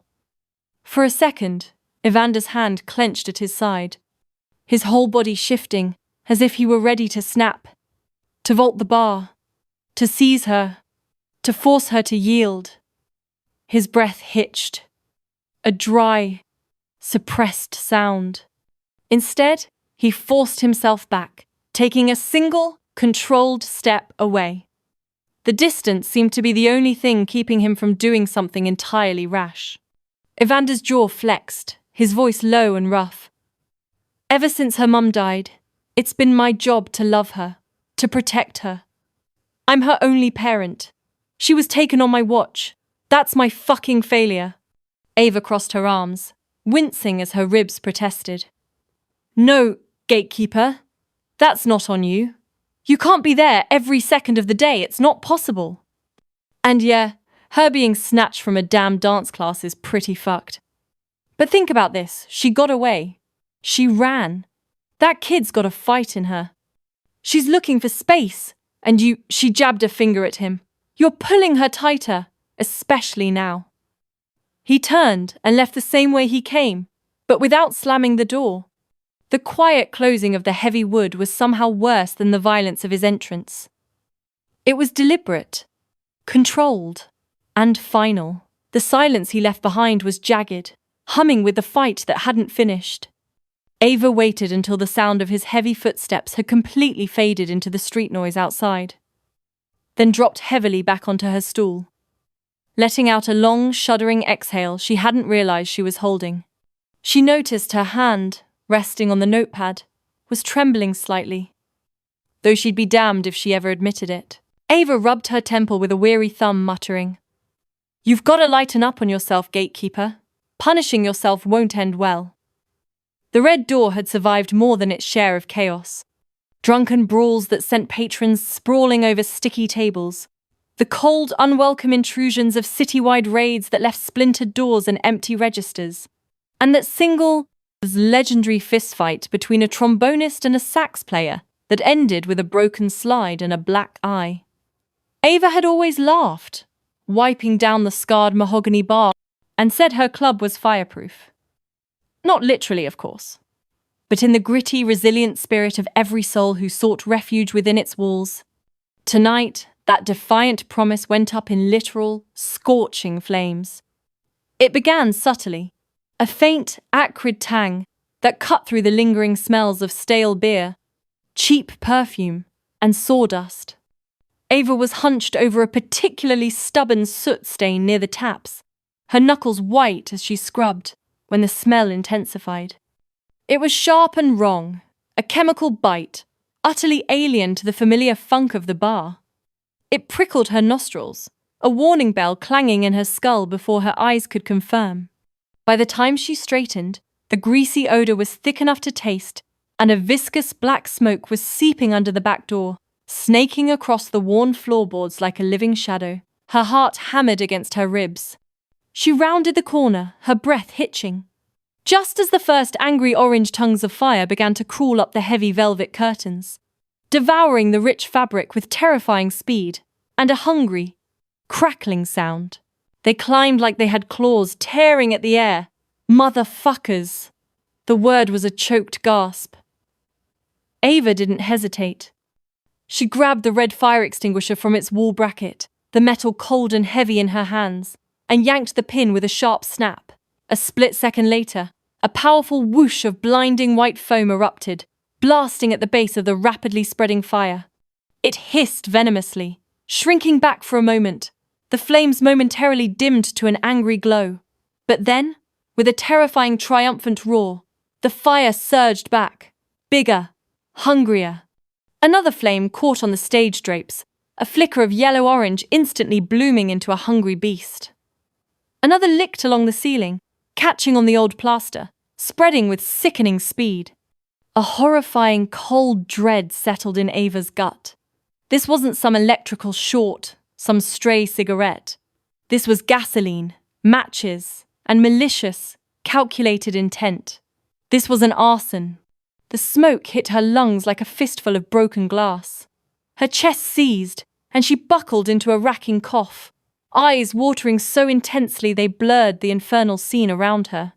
The air was suddenly thick, cloying, tasting of scorched chemicals and impending death.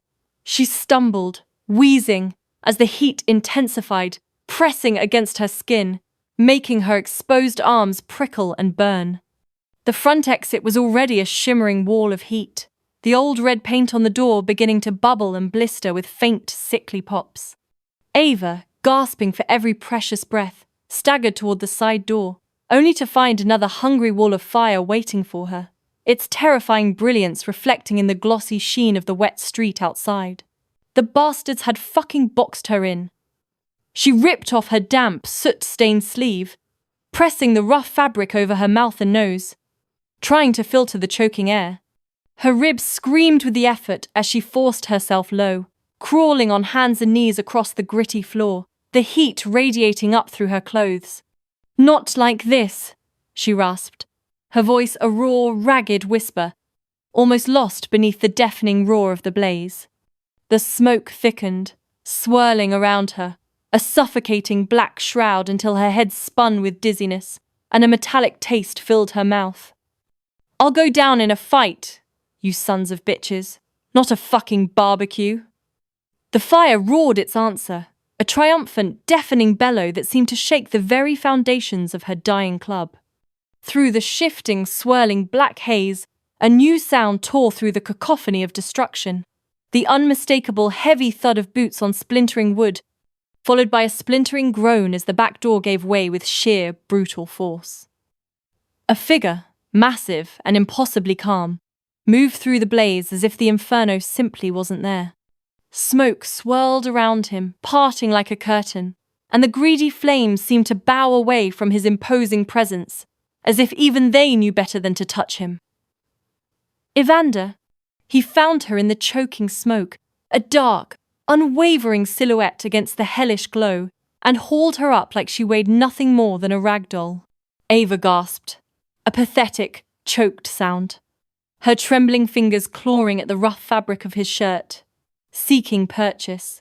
My club! My fucking club! Shut up, he growled, his voice a low, gravelly rumble of pure command, pulling her relentlessly toward the collapsing doorway.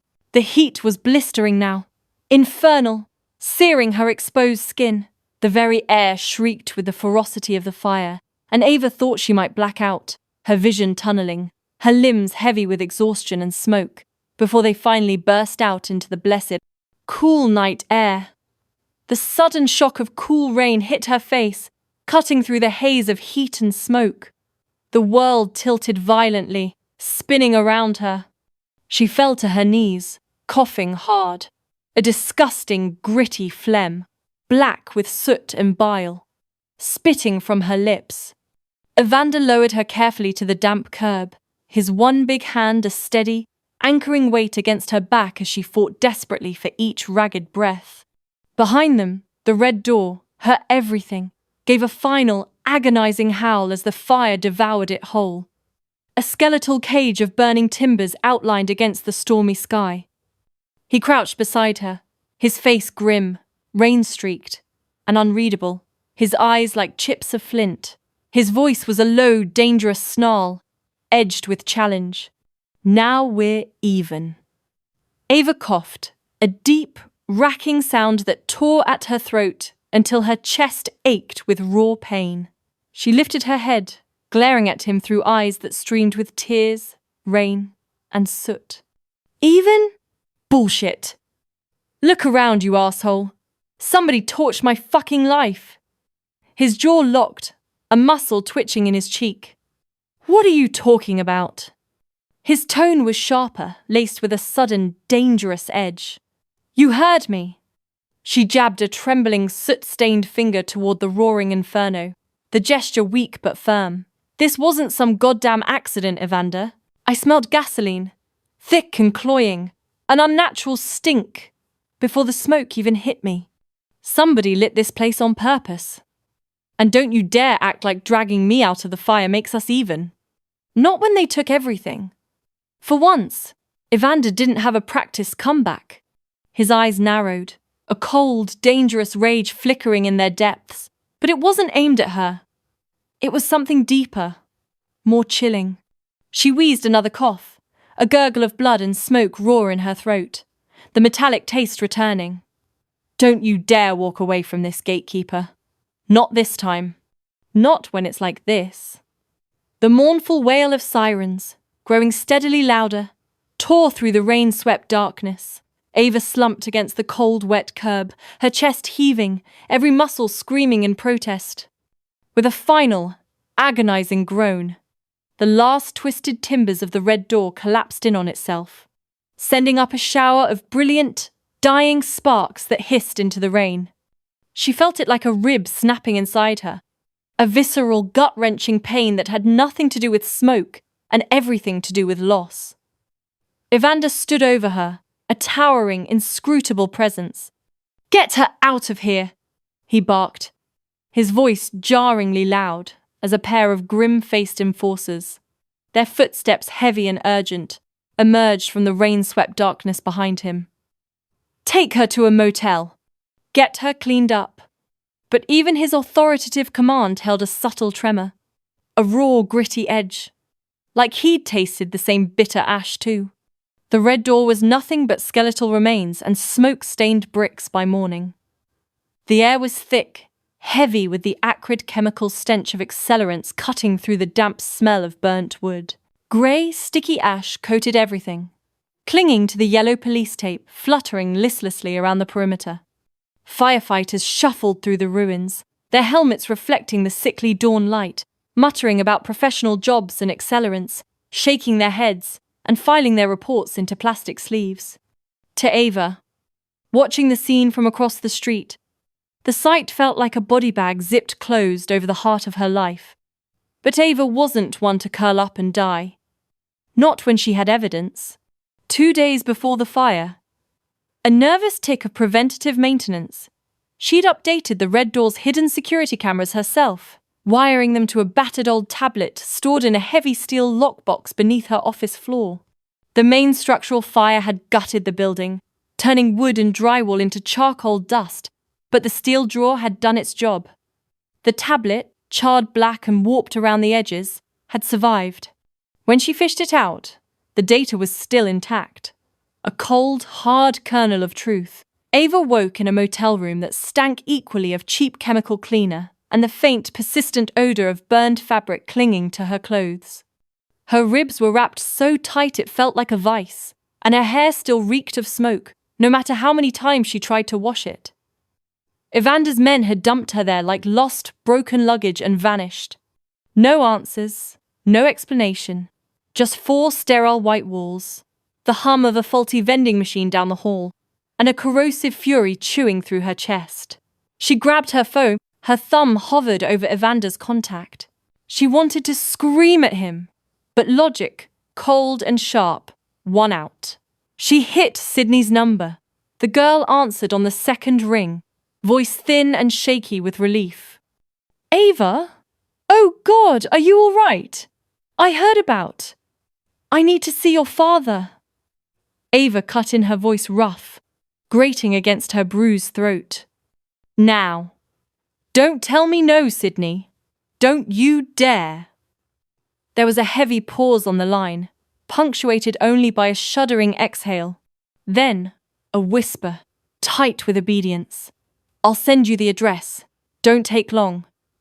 So she marched into the Iron Gate pack house with the soot of her ruin still clinging to her skin. The main hall smelled of polished wood, expensive dry cleaning, and something deep and musky. The confusing, almost feral scent she now associated with their kind. The 2 enforcers at the imposing front door, giants carved from muscle and granite, tried to block her path, their faces hardening into masks of annoyance. "Ma'am, you can't." "Move," Ava snapped, her eyes blazing, fueled by 3 days of pain and sleepless rage. She didn't raise her voice, but the word was a whip crack. "I swear to Christ, I'll make a scene so loud and ugly, even the gatekeeper won't be able to drown it out. Try me." They hesitated. A fatal, microsecond crack in their imposing front. Ava used the opportunity not to run, but to shove her entire shoulder into the gap, throwing them momentarily off balance. She burst through the doorway, stumbling slightly but catching herself immediately. The hall was full. Wolves paused mid-conversation, the low hum of their voices snapping into thick silence.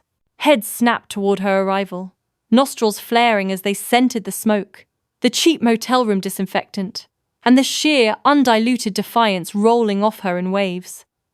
Evander rose from the head of the long, dark mahogany table, looming, his presence sucking the air from the room. His glare was sharp enough to split stone, his expression murderous. "What the fuck are you doing here? You absolutely do not belong here, Ava. Neither do goddamn arsonists." Ava shot back instantly. Her voice cut clean through the heavy, pressurized silence. She marched directly to the table, ignoring the dozen glaring faces, and slammed the charred tablet down. It hit the surface with a loud, sickening crack, the impact rattling the silverware. The cracked screen glowed faintly in the dim light. With a swipe of her thumb, the security footage sprang to life. Grainy, distorted, but undeniable. 2 familiar faces. the disgraced enforcers Evander had exiled. Moving through the alley, the sinister reflection of moonlight off the metal of gas cans in their hands. The flick of the lighter, watching the flames catch and bloom. Ava's voice was raw, stripped bare by fury and loss. Your men burned down my fucking club, gatekeeper. They tried to burn me alive inside it. And you want to tell me to stay away from your daughter? She leaned forward, balancing on trembling hands, locking her gaze on his. You're stupid. Blood-soaked fight landed in my lap the very second those bastards touched my goddamn door. The hall was silent, heavy, thick with the crushing weight of proof. Every wolf saw it. Every wolf, their senses honed, smelled the truth of the accelerant and the fear in the faces on the screen. Evander's eyes darkened to near black as he watched the damning footage. His face was carved stone, his control absolute, but his hands curled into fists beside the table until his knuckles popped, a sharp, sickening sound in the silence. The air around him suddenly went sharp, ionized, almost violent. He clicked the tablet shut, plunging the screen into darkness and the room back into painful silence. His voice was a low, dangerous rumble. Leave it! Get out! Ava blinked, incredulous, taking a jerky step back. Leave it? That's all you've got? After what they did? His gaze snapped up to hers. Volcanic. You think I'm going to let this fucking slide, Ava? You think Iron Gate tolerates betrayal under my roof? His voice rose, the sound turning into a profound, terrifying growl that rattled the windows. I will personally gut the bastards who harmed you and my territory. Ava didn't flinch, even as the raw animal sound filled the room. Good, because if you don't, I will. And trust me, I'm a bitch that can be just as mean and twice as creative when you take away the only damn thing I've got. The pack shifted, a low, nervous murmur rippling through them like restless wolves anticipating a storm. Some looked ashamed. Others looked cold and eager. A few pairs of eyes flashing hunger. The hunger for violent justice. Evander finally stood, towering over the table, his presence enough to suffocate the room. His voice dropped back to that terrifying low register, a deadly vow. They're walking dead. They just don't know it yet. He turned, barking a command into the hall. The sound tearing through the tension. Find the traitors! Drag them in here now! The enforcers scattered to obey, the hall suddenly alive with frantic snarling and dark anticipation. Ava, chest heaving, leaned back on her heels. She had come for justice, for recognition of her loss. She hadn't expected blood to be spilled on the fucking dining room rug. Evander's gaze flicked back to her. Steel and fire. You wanted to know what you stepped into when you protected my daughter. You're about to find out. Ava was still at the pack house an hour later, standing frozen in a shadowed corner like a live grenade no one wanted to touch.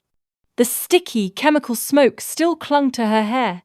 Bruises flared across her body beneath the bandages. And every enforcer in the hall kept stealing anxious looks, as if she might snap at any moment and start leveling the house with a pair of scissors. Her phone buzzed, vibrating insistently in her pocket. She pulled it out. The name was Sydney. Meet me at the coffee shop? The one near the park. Please. I need to talk before Dad puts me under lock and key again. Ava's jaw tightened. 1 second of internal battle. Walk away! Walk away! But the image of the girl's scared face won. She typed back instantly. On my way. Wait there. She shoved the phone back into her pocket, caught the suspicious glare of a nearby wolf enforcer, and smiled sharp enough to cut glass. Ava's patience had burned with her club. She found Sydney at a corner booth in a bright, aggressively cheerful cafe that smelled faintly of burnt sugar and cinnamon.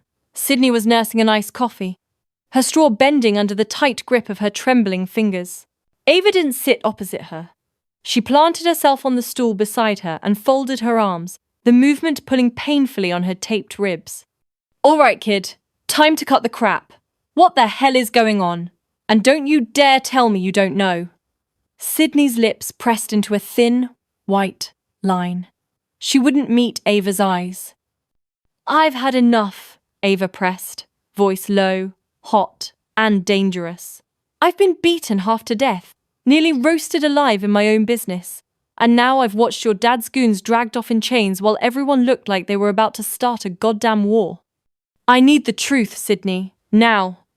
Or I walk out that door, and you will never see me again. Sydney flinched violently, like Ava had physically slapped her. Don't say that, please. I mean it, Ava snapped, the tension making her headache throb. I've got scars, stitches, and smoke permanently grafted into my lungs because of you. And I don't even know what the hell I'm bleeding for. So explain what Irongate is and what's coming after it. Sydney's eyes welled immediately, but she lifted her chin, finally meeting Ava's gaze. For the first time, Ava saw the reflection of Evander in her, a core of iron under the softness. We're not like you, Sydney whispered, the words ragged. My dad, my family, we're wolves, a pack, Irongate, the men who chased me, Rivermark wolves. They wanted leverage against Dad. He's our alpha, the alpha of the region. He leads us. He's powerful, Ava. Too powerful. That's why they hunted me, to weaken him. Ava barked a laugh, sharp and utterly humorless, the sound drawing glances from a nearby couple. Wolves? You're serious? Like howling at the moon, full-furred. Disney movie wolves? Sydney nodded, tears finally spilling over and tracking clean paths through the faint smudges of eye makeup. Not just wolves. More. We shift. We fight. We. Jesus Christ! Ava cut her off, running a hand roughly through her still smoky hair. That explains the teeth, the eyes. The growling was like a goddamn German shepherd with rabies. You have got to be fucking kidding me. Sydney's voice cracked completely. I'm not, Ava. You saw them. They are super strong. They heal. They change. The memory of the impossible speed of the attackers, the snarls that weren't human, the sudden, unnatural gleam in Evander's eyes when he was furious. The way he filled a room like something primal and dangerous it all crashed in, flooding Ava's mind with terrifying clarity. Her strained laughter died in her throat. Son of a bitch, she whispered, the disbelief swiftly flooding into a cold, lethal fury. She stood, scraping her stool back across the tile floor, and began pacing the small area. All this time, I thought I was protecting a scared kid from heavy-handed psychos. Turns out it's a goddamn literal werewolf turf war. She spun back, eyes blazing, heedless of the other patrons. Do you have any idea what I've lost? My club, my life, my normal? All because I happened to be in the wrong alley at the wrong time? Sydney's tears fell faster, dripping onto the condensation of her cup. You were in the right alley. For me. Ava. You saved me. The soft, simple weight of the words hit harder than any punch. Ava clenched her fists, ready to spit fire, ready to rant about the injustice of it all. But the look on Sydney's face gutted her. The guilt, the crushing fear, the desperate, pleading need not to lose her only non-wolf anchor. Ava exhaled, a long, shaky breath that tasted of residual smoke. Damn it, kid! Sydney reached out, grabbing Ava's wrist, her grip surprisingly strong. Her eyes were fierce through the running mascara. Please don't walk away. I don't care if you hate him, or hate us, or hate the whole damn thing. Just don't leave me alone. Ava stared at the girl, heart twisted in ways she hadn't signed up for and didn't understand. She wanted to scream, to run back to her smouldering rubble and slam the door on this whole ridiculous, violent reality. Instead, she squeezed the girl's hand back. I'm not leaving you, she muttered, the vow tasting bitter and final. But your old man? He and I are going to have a few more words before this is done. Sydney's face lifted. almost managing a smile through the tears. Ava pulled her hand away and turned her face toward the harsh fluorescent lighting of the cafe ceiling, muttering under her breath the last, weary protest. Fucking wolves. Figures. The packhouse air was thick enough to chew. It reeked of damp, cold stone, stale human sweat, and the sharp metallic tang of raw anticipation that always preceded blood. Every single wolf was squeezed into the great hall, standing shoulder to shoulder, their rough pelts brushing against each other. The 3 massive fire pits roared, casting dancing orange and black shadows that distorted the faces pressed against the walls. The heat radiating off the stone floor was suffocating. A low, subterranean rumble, a collective growl of judgment, thrummed through the crowd, vibrating in the chest cavity. The noise cut off instantly, swallowed by the sheer mass of the room. The second Evander strode over the threshold. He didn't make a sound, but his presence was a physical weight, heavier and more silencing than any judicial hammer. He was clad simply in dark leather, and smelled of fire smoke and ozone. At the center of the hall, directly under the worst of the firelight, 2 enforcers knelt. They were smeared with dirt and looked pathetic. Their wrists were bound tightly behind their backs with thick, coarse rope, digging into the skin, and their heads were bowed in forced submission. These 2 were a disgrace. The traitors. A faint, acrid smell of burnt cloth and cheap gasoline still clung to their clothes, the scent of their crime. Evander stopped 5 feet away. His voice, when it finally tore through the silence, was not a shout, but a deep, controlled vibration, like iron dragged across rough stone, grating and inescapable. 2 wolves of Iron Gate, Evander began, his eyes dark obsidian reflecting the flames. Sworn to strength, loyalty, and blood. He spat the last word, the sound sharp and wet against the polished basalt floor. And yet, when it mattered most, when they took my daughter and burned down her club, what the fuck did my men give us? Shame. Weakness. Betrayal. The hall responded instantly. It wasn't a cheer. It was a rolling bass thundering of visceral disgust. A sound that made the hairs rise on the back of Sydney's neck. Evander prowled closer, his boot crunching lightly on a stray piece of charred debris. They torched a humans club, he snarled, his gaze sweeping the room, catching every wolf in his indictment. Not goddamn Rivermark, not some outside enemy trying to ruin us. Our fucking own people did this. They tried to burn the place down because they hated her courage. Because she made them look fucking small and pathetic. And in doing so, they made us all small. Evander leaned in, his shadow enveloping the kneeling men. They thought fire could erase the shame. It didn't. It only seared it deeper into our fucking name, you pair of cowardly bastards. He stepped back, his voice rising in volume, raw with internal fury. Do you know what it means when a pack rots from within? It means we are no better than the lowest goddamn Rivermark dogs who think they can snatch my fucking daughter from the street and get away with it. He roared the final phrase. At the sound, a physical shockwave that rattled the thick wooden support beams overhead. The bound men, driven mad by humiliation and fear, finally lashed out. The first one, a burly wolf named Kale, threw his head up, eyes wild and bloodshot. "She's just a human!" Kale barked, voice cracking. "One fuck-up and we're on our knees scrubbing floors." All because of her. Good. She had it coming. I'd torch the place again if I had to. A collective gasp, followed by a torrent of low, murderous snarls, flooded the hall.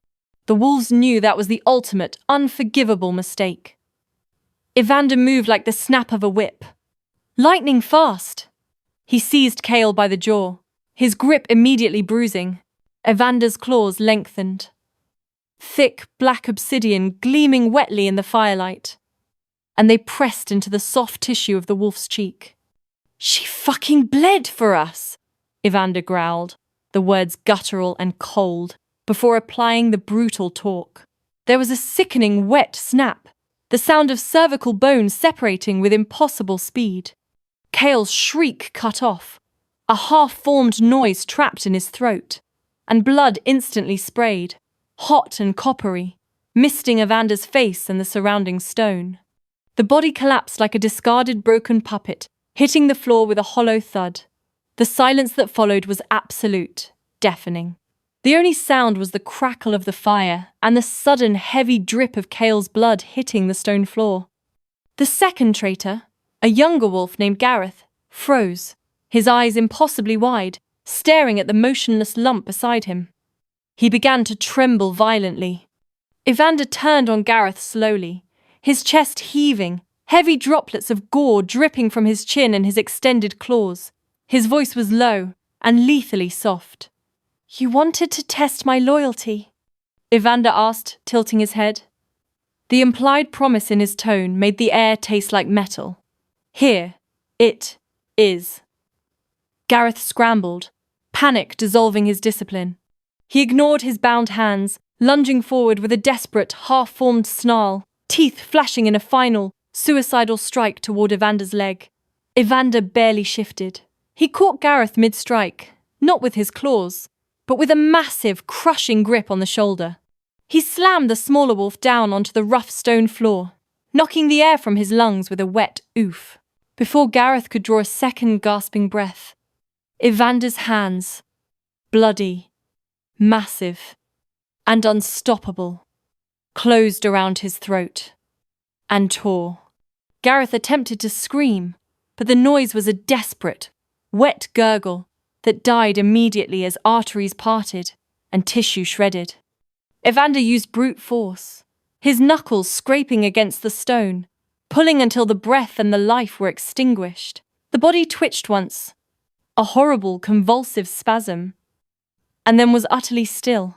For a long, agonizing moment, there was nothing but the scent of thick, fresh copper and the hungry crackle of the fire pits consuming the surrounding air. Evander rose to his full, blood-soaked height. His chest was heaving with the exertion, dark blood slicking his forearms and dripping onto the stone in heavy, dark pools.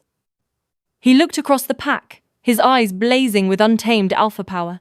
"This," he stated, his voice, now a loud, solid declaration that brooked no argument, "is Iron Gate. Strength, blood, loyalty. Anyone who fucking forgets it will share their fate." The pack erupted. Their initial shock dissolves into a terrifying, unified loyalty. They roared back, a savage, deafening sound that shook the very foundations of the pack house, drowning out the snap of the fire. "Iron Gate! Iron Gate!" Nearby, Sydney was pressed tight against Ava, her whole body trembling, adrenaline making her breath shallow and tasting acidic in her throat. She fisted her hand deep into the sleeve of Ava's rugged tunic. Ava was rigid. She kept her eyes locked on the alpha. She didn't flinch, didn't gasp, and didn't look away from the gore-soaked display, even when Evander's heavy, murderous gaze lifted and found hers across the room. The eye contact stretched, charged, and silent amidst the deafening pack chant. Evander was covered in the blood of traitors. Ava was untouched, standing steady. Something flickered in the alpha's eyes then. Not softness, but a recognition. A sharp, grudging respect of one dangerous predator, acknowledging another's stoicism. The roar of the pack slowly faded into renewed silence, save for the energetic crackle of the hungry flames. The message was not merely heard, it was burned into every wolf present, branded by the taste of fear and the smell of fresh execution. The alpha's justice was final, absolute, and drenched in unforgiving blood. Whiskey and a box of gauze did the job. But it was a clumsy fix. The air in the tiny, cramped apartment hung heavy with the copper tang of old blood and the sharp medicinal stench of cheap antiseptic. Her ribs screamed a raw, insistent protest every time she shifted, sending a flash of white-hot agony through her side. The coarse cotton thread of her stitches tugged taut, a constant, abrasive reminder of her mortality whenever she took anything deeper than a shallow breath. But she was alive. The red door wasn't. That truth was a gaping, hollow loss that burned deeper and colder than any physical wound. The silence where the bar's endless, low hum used to be was deafening. Sydney started showing up almost every day after the dust settled. She'd arrive with a wilted bouquet of gas station sunflowers, a stack of geometry homework, or just to curl up on Ava's battered leather couch with a sticky bowl of generic, brightly coloured cereal. The apartment, usually smelling of stale coffee and cigarette smoke, now often carried the faint, sugary scent of Fruit Loops and cheap bubblegum. "You're getting crumbs everywhere, kid," Ava groused one afternoon, watching Sydney intently watch a daytime soap opera with the solemnity of a judge. Sydney didn't look away from the blurry screen. "Relax, Ava. It's just cereal. If you wanted a clean house, you shouldn't have invited a messy teenager in." "I didn't invite you." Yeah. "You never tell me to leave, though. So thanks." Ava always pretended to bitch about the intrusion. The noise. The mess. The sheer amount of sunlight Sydney seemed to track into the gloom. But she never once told the kid to leave. Not once. One humid evening, the temperature outside pressing down on the glass, Sydney finally succumbed to the dull drone of a rerun of Law & Order. She was curled into a protective knot on the sofa, nestled deep under Ava's heavy, worn leather jacket that still smelled faintly of motor oil and smoke. Ava carefully tucked a moth-eaten wool blanket over the girl, the action strangely softening the harsh lines of her own face. She moved to the window, needing a breath of the slightly cooler air, staring down at the hazy glow of the yellow-orange streetlights, reflecting off the slick, wet asphalt. It was quiet, the only sound the muffled canned laughter from the television. She didn't notice Evander until his reflection appeared in the glass, a tall, imposing silhouette standing silently in the center of her living room. The sight startled her so badly, her injured ribs let out a fresh, sharp shriek of pain. "Jesus Christ!" she muttered, turning slowly, keeping her weight off the bad side. The sharp scent of expensive cologne, ozone, and mountain air, his scent instantly cut through the stale apartment air. "You don't knock?" His eyes, the colour of storm-swept coastlines, moved quickly across the cramped space, taking in the evidence of her injury and the domestic mess, before settling on her. "I don't need to," he stated, his voice a low rumble that vibrated against the floorboards. Ava's eyes narrowed, heat rising despite the lingering ache in her chest. "You break into all your daughter's friends' apartments, or am I just special, Alpha?" Evander stepped further inside, the small, cluttered room instantly feeling too small, too close. He seemed to consume all the available oxygen. His gaze slid once more to Sydney, who was breathing deeply, utterly at peace. For just a heartbeat, a flicker of something raw and protective momentarily displaced the cold rage in his expression. Then he turned back to Ava, the walls of Alpha authority snapping back into place, harder than granite. "She shouldn't be here." "Oh, what the hell else is she supposed to do?" Ava shot back, her voice tight with suppressed anger. "So she's going back to your stone kennel with guards who can't even hold on to her?" She needed air. Evander. She needed. Ava made a sharp, frustrated gesture toward the sleeping girl, her hand shaking slightly. She needed a little goddamn normal. His eyes hardened, the softness completely erased. Normal doesn't exist for her. "It should," Ava insisted, her voice cracking sharper than she intended, ringing in the small room. "She's a kid, Evander. She's not just your heir, or your pack symbol, or whatever the hell else you call her behind those walls. She's a girl who likes chocolate shakes and sings off-key when she thinks no one's listening. She deserves more than being your goddamn bargaining chip." The Alpha's jaw clenched, a muscle jumping violently in his cheek. "You think a few stolen days of cheap TV and stale cereal means you know her better than I do? I know she breathes easier here." Ava snapped, refusing to back down, gripping the window frame until her knuckles were white. "And I know she looks at me like she finally has someone in her corner who doesn't growl orders at her or treat her like fragile property." The silence between them then was electric. thick and humming with fury and something Ava adamantly refused to name. A terrifying recognition. Evander took a deliberate step closer, close enough that the heat radiating off him felt like a physical pressure against her skin. The soft, sweet smell of cereal and bubblegum hung in the room, almost mocking the heaviness between them. "You don't belong in this world, Ava," Evander said, his voice a low rumble that seemed to shake straight through her bones. Her body trembled from pain, but her eyes didn't leave his. "Maybe not," she answered, voice rough but steady. "But you keep standing in mine. So tell me, Evander, who doesn't belong where?" Something passed over his face then. Not a smile, not anger, but the barest flicker of recognition, of understanding. His gaze flicked to his daughter on the couch, softened, then returned to Ava. The alpha mask snapped back in place, but the crack had been there, real and undeniable.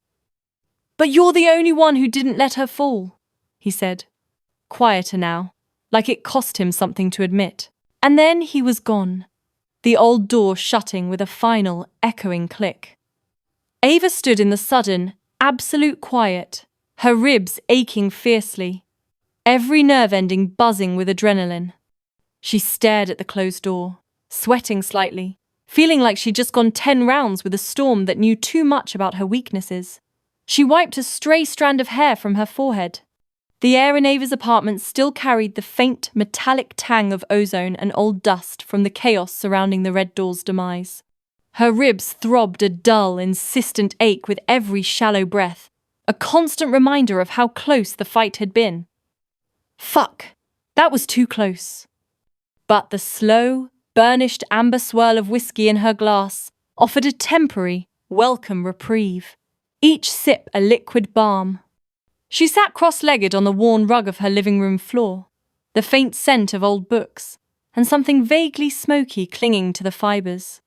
Opposite her, Sydney was perched, knees drawn up, nursing a tall, frosty glass of chocolate milk. The mismatched pair of vessels, Ava's a heavy, cut-glass tumbler, Sydney's a cheerful, cartoon-emblazoned cup, perfectly encapsulated their odd, newfound companionship. With a soft clink, Ava tapped her glass against Sydney's. The ice in hers shifted with a tiny chime.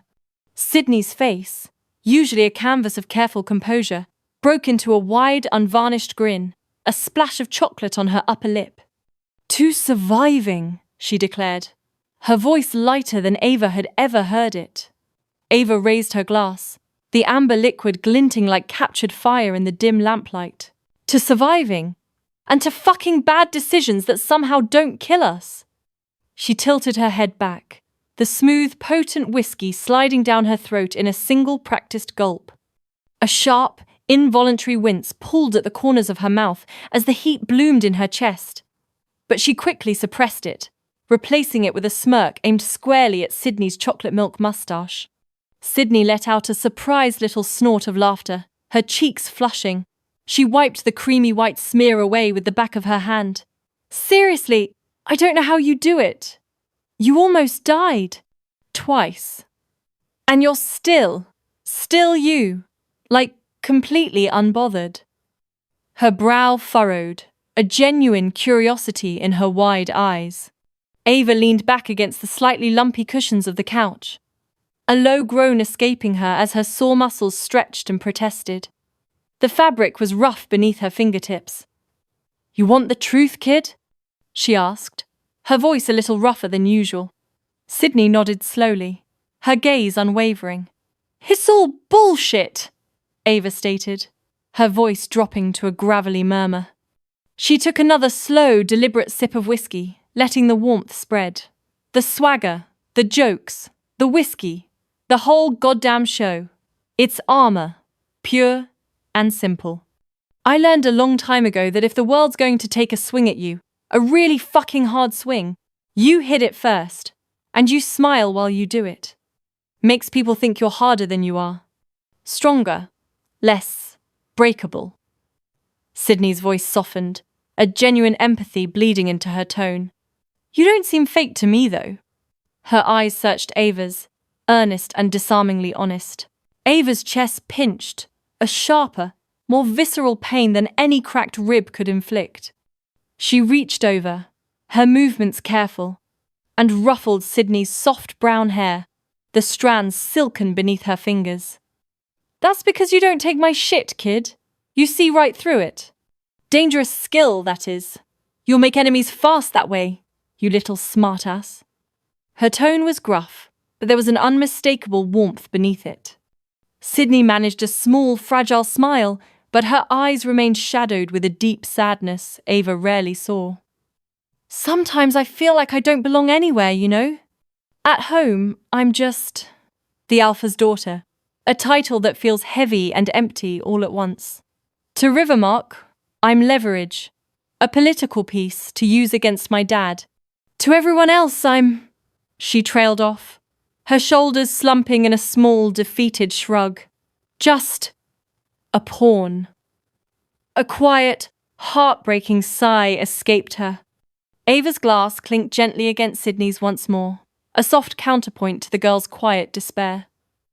"To me," she said, her voice dropping to a low, steady rumble, "you're just you, and that's the best goddamn thing you can be, Sydney.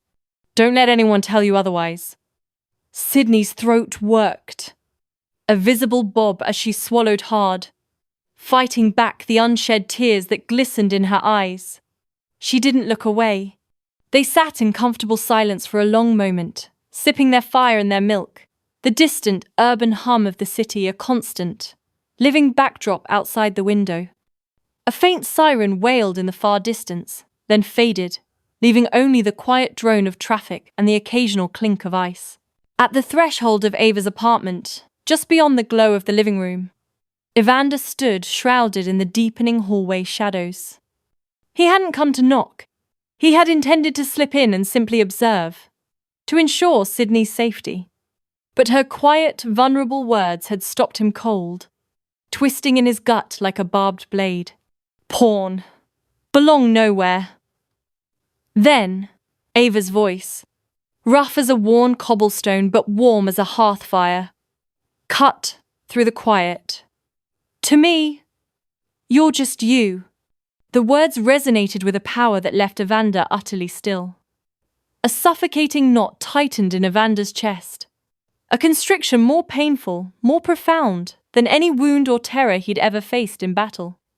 He watched his daughter's face, illuminated by the soft lamplight, and a stark realization hit him. She had never looked at him, her own father, the way she looked at Ava now. Not with that unguarded relief, that profound sense of being seen, safe, and utterly whole. He felt a bitter taste coat his tongue, sharp and unexpected. He remained a silent sentinel until the glasses stood empty between them, and Sydney's head began to nod, her eyes fluttering with the weight of impending sleep. Her earlier sadness had softened, replaced by a quiet contentment. Then, Evander turned his footsteps, as soft and silent as smoke on the worn carpet, and disappeared back into the night. Ava, absorbed in the quiet end of their shared moment, didn't see him. But he couldn't unhear her words. They echoed in the cavern of his mind, a relentless, painful truth.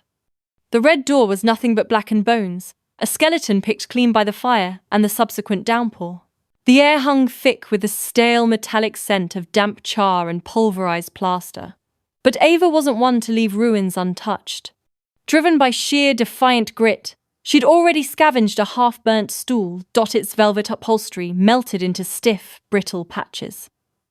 Some cracked mirrors reflecting warped, grey light, and, miraculously, the old upright piano that had sat in the corner. The wooden finish was blistered and scorched, the keys yellowed and gritty under the fingers, but when she pressed one down, it still gave a resonant, if slightly tinny, voice. So she stayed late one night in the husk of her club. Outside, the city was dead silent. The curfew enforced by fear and the scent of ash. Ava sat on that battered stool, her ribs still knitting together beneath a binding that chafed. A fresh cigarette smouldered in a makeshift ashtray. A chipped ceramic dish she'd pulled from the kitchen ruins dot its sharp. clean tobacco smoke a small defense against the overwhelming smell of decay. She pressed the keys, slow, deliberate, feeling the resistance of the old mechanism. The sound was imperfect, a little flat in the high registers, but it was music. She worked at it, one hand moving tentatively over the keys, until a familiar tune crept out. Soft, broken jazz. A melancholic melody resurrected from the soot. Her voice followed, low and husky, sandpaper scraping over velvet, smoke wrapped around every note, literally and figuratively, as she exhaled slowly between phrases. It wasn't for an audience. The club floor was still slick with dust and memory. It was for the walls, for the ghosts of laughter and clinking glasses, for the relentless, stubborn part of her that refused to die with the fire. She closed her eyes, letting the vibration of the bass notes travel up through the stool and into her own healing chest. Sydney's voice startled her at first, slipping in without an opening, without a breath, like a second, cleaner current in the muddied river. Ava's fingers faltered on a chord. Her eyes snapped open, looking toward the ruined doorway where the main entrance had been.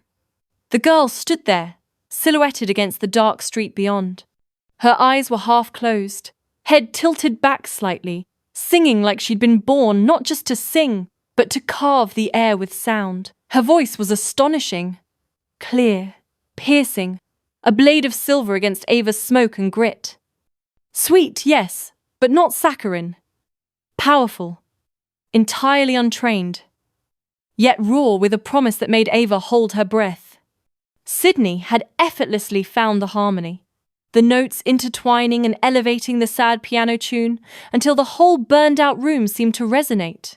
The sound was so pure, so unexpected, that a sharp, involuntary shiver ran down Ava's spine, making her skin prickle with gooseflesh, despite the stifling air. When the last note faded, they both stopped, inhaling the sudden, thick silence. It felt heavy, like velvet draped over the shoulders.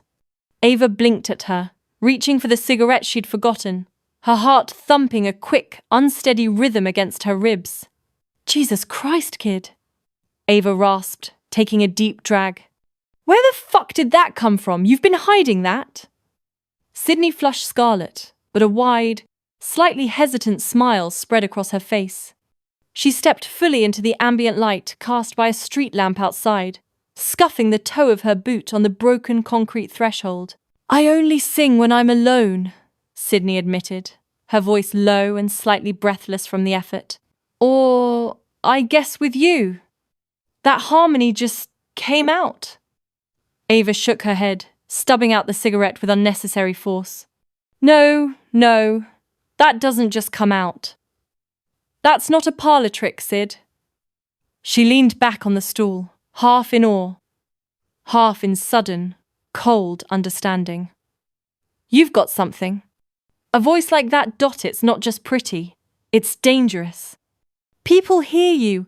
They don't just listen. They'll feel it right in their guts.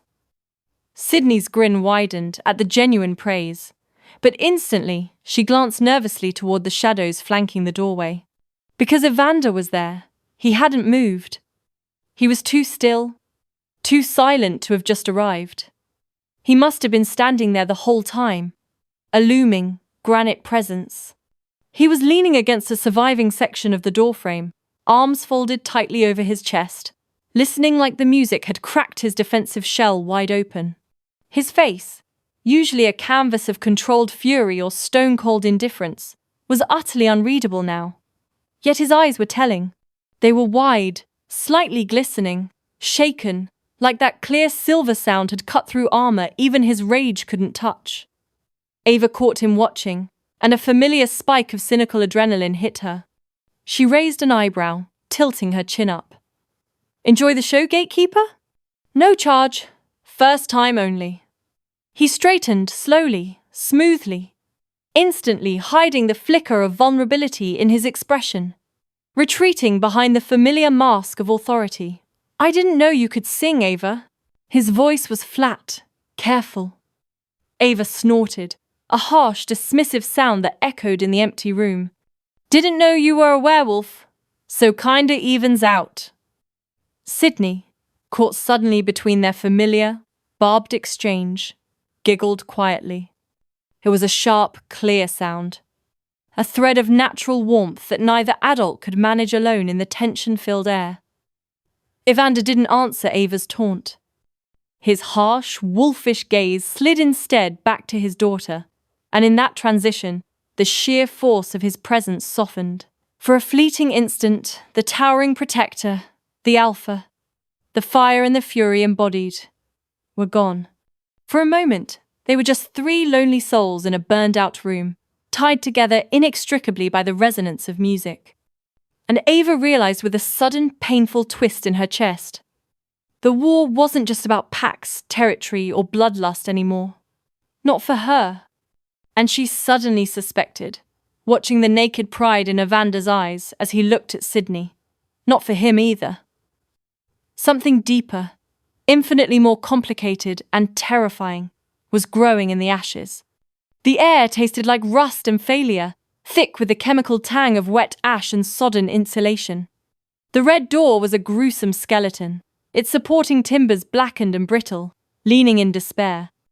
Half the roof lay collapsed in the center of the lot, a mountain of scrap wood and charred shingles. Soot didn't just cling to the salvaged, fire-scarred bricks. It coated everything. A fine, gritty powder that collected on Ava's tongue and felt like dead skin under her boots. Ava stood planted on the gravel driveway, arms crossed tight over the bandages beneath her tight-fitting tank top. Her chest felt constricted, not just by the compression binder rubbing against the healing scar tissue beneath her ribs, but by the sheer, overwhelming devastation. Her hair was pulled back so tightly it stung her scalp, mirroring the knot of cold resolve in her stomach. "It's mine," she muttered, the sound swallowed by the vast, open space where her stage used to be. The word was a promise, a curse, and a mantra. "And I'll fix this goddamn mess myself." A noise suddenly sliced through the silence, the heavy thud of lumber hitting gravel, followed by the low murmur of deep voices. She spun around the corner of the salvageable brick wall, colliding mentally, if not physically, with a wall of human muscle. They smelt faintly of sweat, stale leather, and fresh pine sawdust. 6 of them, tall and broad, shoulders straining the seams of thick plaid flannel. They were Iron Gate enforcers, moving with the heavy, efficient grace of men, bred for heavy labor and conflict, their arms full of 2x4s and toolboxes. Sydney bounced on the balls of her feet in front of them, beaming like she'd just handed Ava a puppy instead of an invasion force. Her enthusiasm was deafening. "Surprise!" Ava's eyes widened, her entire body tensing. She felt the familiar, hot rush of anger and intrusion. "What the fucking hell is this?" "Help!" Sydney said cheerfully, tilting her head. "Dad sent them. He said if you tried swinging a hammer with those injuries, he'd tie you to a chair." The threat was clear and completely legitimate. Ava planted her hands on her hips, her knuckles white. "I don't want their help. I don't want his help. Tell your old man to keep his pack of wolf boy construction workers away from my club. They're not touching my beams." One of the enforcers, a massive man with a dark beard and calloused hands, muttered under his breath, loud enough for Ava's sharp hearing to catch it. "Could have fooled me. Christ! Lady, take the goddamn help!" He instantly shut up, shrinking almost imperceptibly as Ava's glare cut through the cold yard, sharp enough to peel paint off the surviving dumpster. Sydney tugged urgently on Ava's elbow, her voice dropping to a serious, low tone. "You can't rebuild this alone, Ava. You're still healing. Look, it's not just yours anymore. It's our place, too. We'll make it stronger. Safer." Ava threw her hands up, generating a puff of ash dust. Stronger. Safer. Jesus Christ! What is this? A bloody pack motto? Are we installing reinforced wolf dens now? Then another shadow fell across the lot, heavier and chillier than the first. Ava didn't need to look up to know that the alpha had arrived. Evander. The air pressure dropped 3 degrees, silencing the nervous chatter of the enforcers instantly. He wasn't dressed for intimidation, no stiff leather, no dark alpha's armor. Just a plain steel grey shirt, sleeves rolled precisely to his elbows, revealing the corded muscle of his forearms. Work gloves were tucked into the waist of his jeans. Yet, his presence still bent the air like gravity, forcing everything around him to acknowledge his mass. Ava met his eyes, defiant. "You're in my way, Evander." "You need hands," he answered, his voice a low gravelly sound. "Matter of fact as a blueprint." "I need whiskey and a miracle," she snapped back, refusing to break eye contact, preferably served naked by a genie. "Then you'll get both," he said, ignoring her cynical humor entirely. He brushed past her, moving toward the largest pile of salvaged framework. Before Ava could launch the next salvo of arguments, he nodded sharply to two of his men, and they all grabbed a massive, charred beam. Muscles strained taut under the grey fabric of his shirt as they lifted the timber, navigating the uneven, ash-coated ground before setting it upright and shoring it against the blackened main frame. The final thud as the wood settled sent a small plume of dust and old soot raining down. Ava let out a frustrated, guttural huff. She hated this, hated the intrusion. But watching them work, watching the sheer effortless power they brought to a task she would have struggled with for days, settled the argument. Instead of storming off, she snatched a large sledgehammer from a discarded tool bag and marched straight to the wreckage of the bar. "Fine," she bit out, slamming the hammerhead against the ground. "But if anyone touches the piano, I will personally disembowel them and hang their intestines on that new beam." The wolves closest to her chuckled nervously, a low rumbling sound. Evander didn't. His eyes flicked to her across the messy lot. Sharp, unreadable, weighted with some private calculation. Before he turned back instantly to the necessary grunt work. For hours, the lot buzzed with a furious, metallic symphony, the high-pitched mechanical whine of the circular saw tearing through fresh pine. The rhythmic, heavy clang of sledgehammers separating warped metal.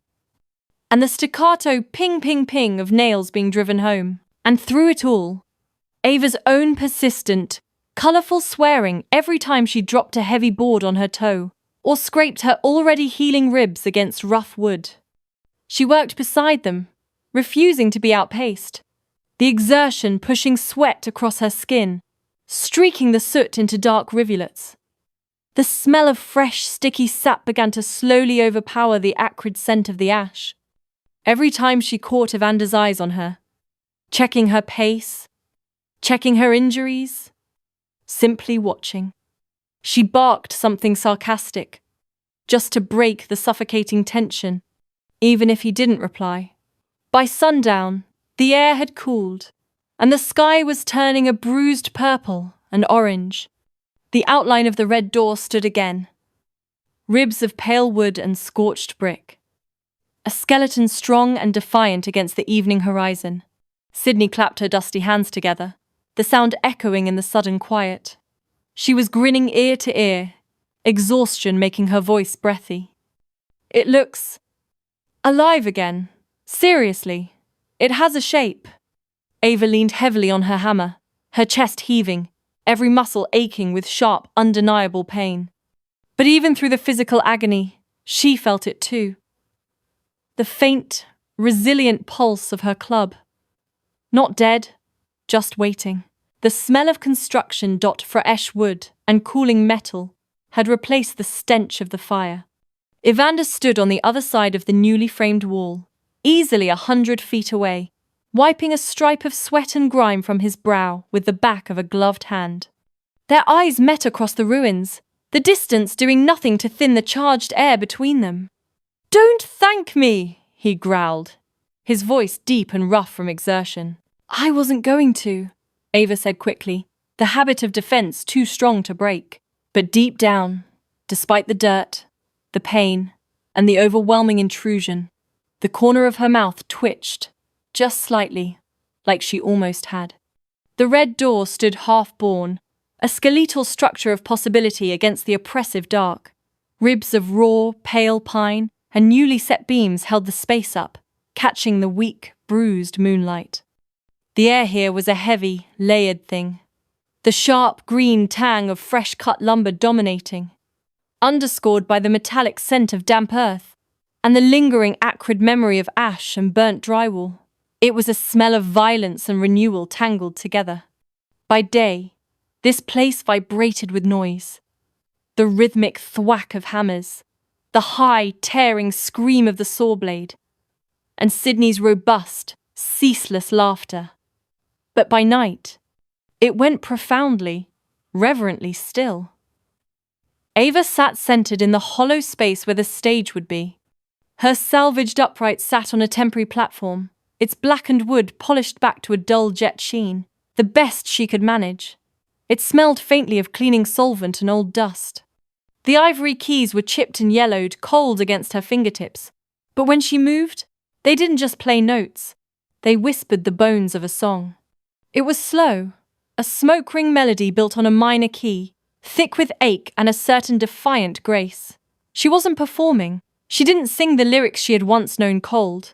This was just for herself. For the silence the half-built walls couldn't yet contain. For the ghosts of the music and the people she'd lost when the fire took everything. A deep, resonant bass note hung in the cool air, vibrating in her chest. The melody drifted out into the quiet. And that's when she felt the shift. It wasn't a sound. It was a tightening in the atmosphere, a primal weight settling at the jagged, empty doorway. The scent of pine was abruptly overlaid with something else, sharp musk, worn leather, and the subtle, earthy ozone that always clung to him. "Thought I told you wolves not to lurk," Ava said, her voice low and even, her fingers never faltering on the keys. Evander's voice came back, a low-frequency growl that seemed to absorb the surrounding silence. "You didn't tell me I couldn't." She huffed a breath, a tiny gust of annoyance, still playing the smoky progression. Figures, alpha loopholes. Always some bullshit clause for the guy who thinks he owns the goddamn night. For a moment, the silence stretched taut, only broken by the piano. Ava hit a broken chord, then a run of notes that climbed toward a crescendo before shattering and lingering like exhaled smoke. Evander finally detached himself from the shadow of the doorway. He stepped inside, the moonlight silhouetting his hard profile against the temporary framework. His thick coat and heavy boots seemed to absorb the light, making him more shadow than man. He stopped several feet away, leaning against a rough-sawn beam, arms folded over his chest as if keeping a tight hold on his own temper. His gaze, however, was anchored entirely on her hands, moving across the salvaged keyboard. "You've got a voice," he said finally, the admission sounding strained, like sandpaper scraping stone. Ava shot him a quick wry glance, a faint smirk playing on her lips. "Thanks. It heals my soul to sing." He shifted, uneasy. "Guess I didn't think you had anything soft left in you." That actually pulled a genuine laugh from her, husky and unexpected. It felt strange in the silent hollow. She tapped the sustain pedal, letting the final notes decay slowly, and shifted on the hard wooden stool to face him fully. "Funny thing about music. Evander, it's the only time I don't have to fight. Not the council, not the syndicate, certainly not a stubborn bastard wolf."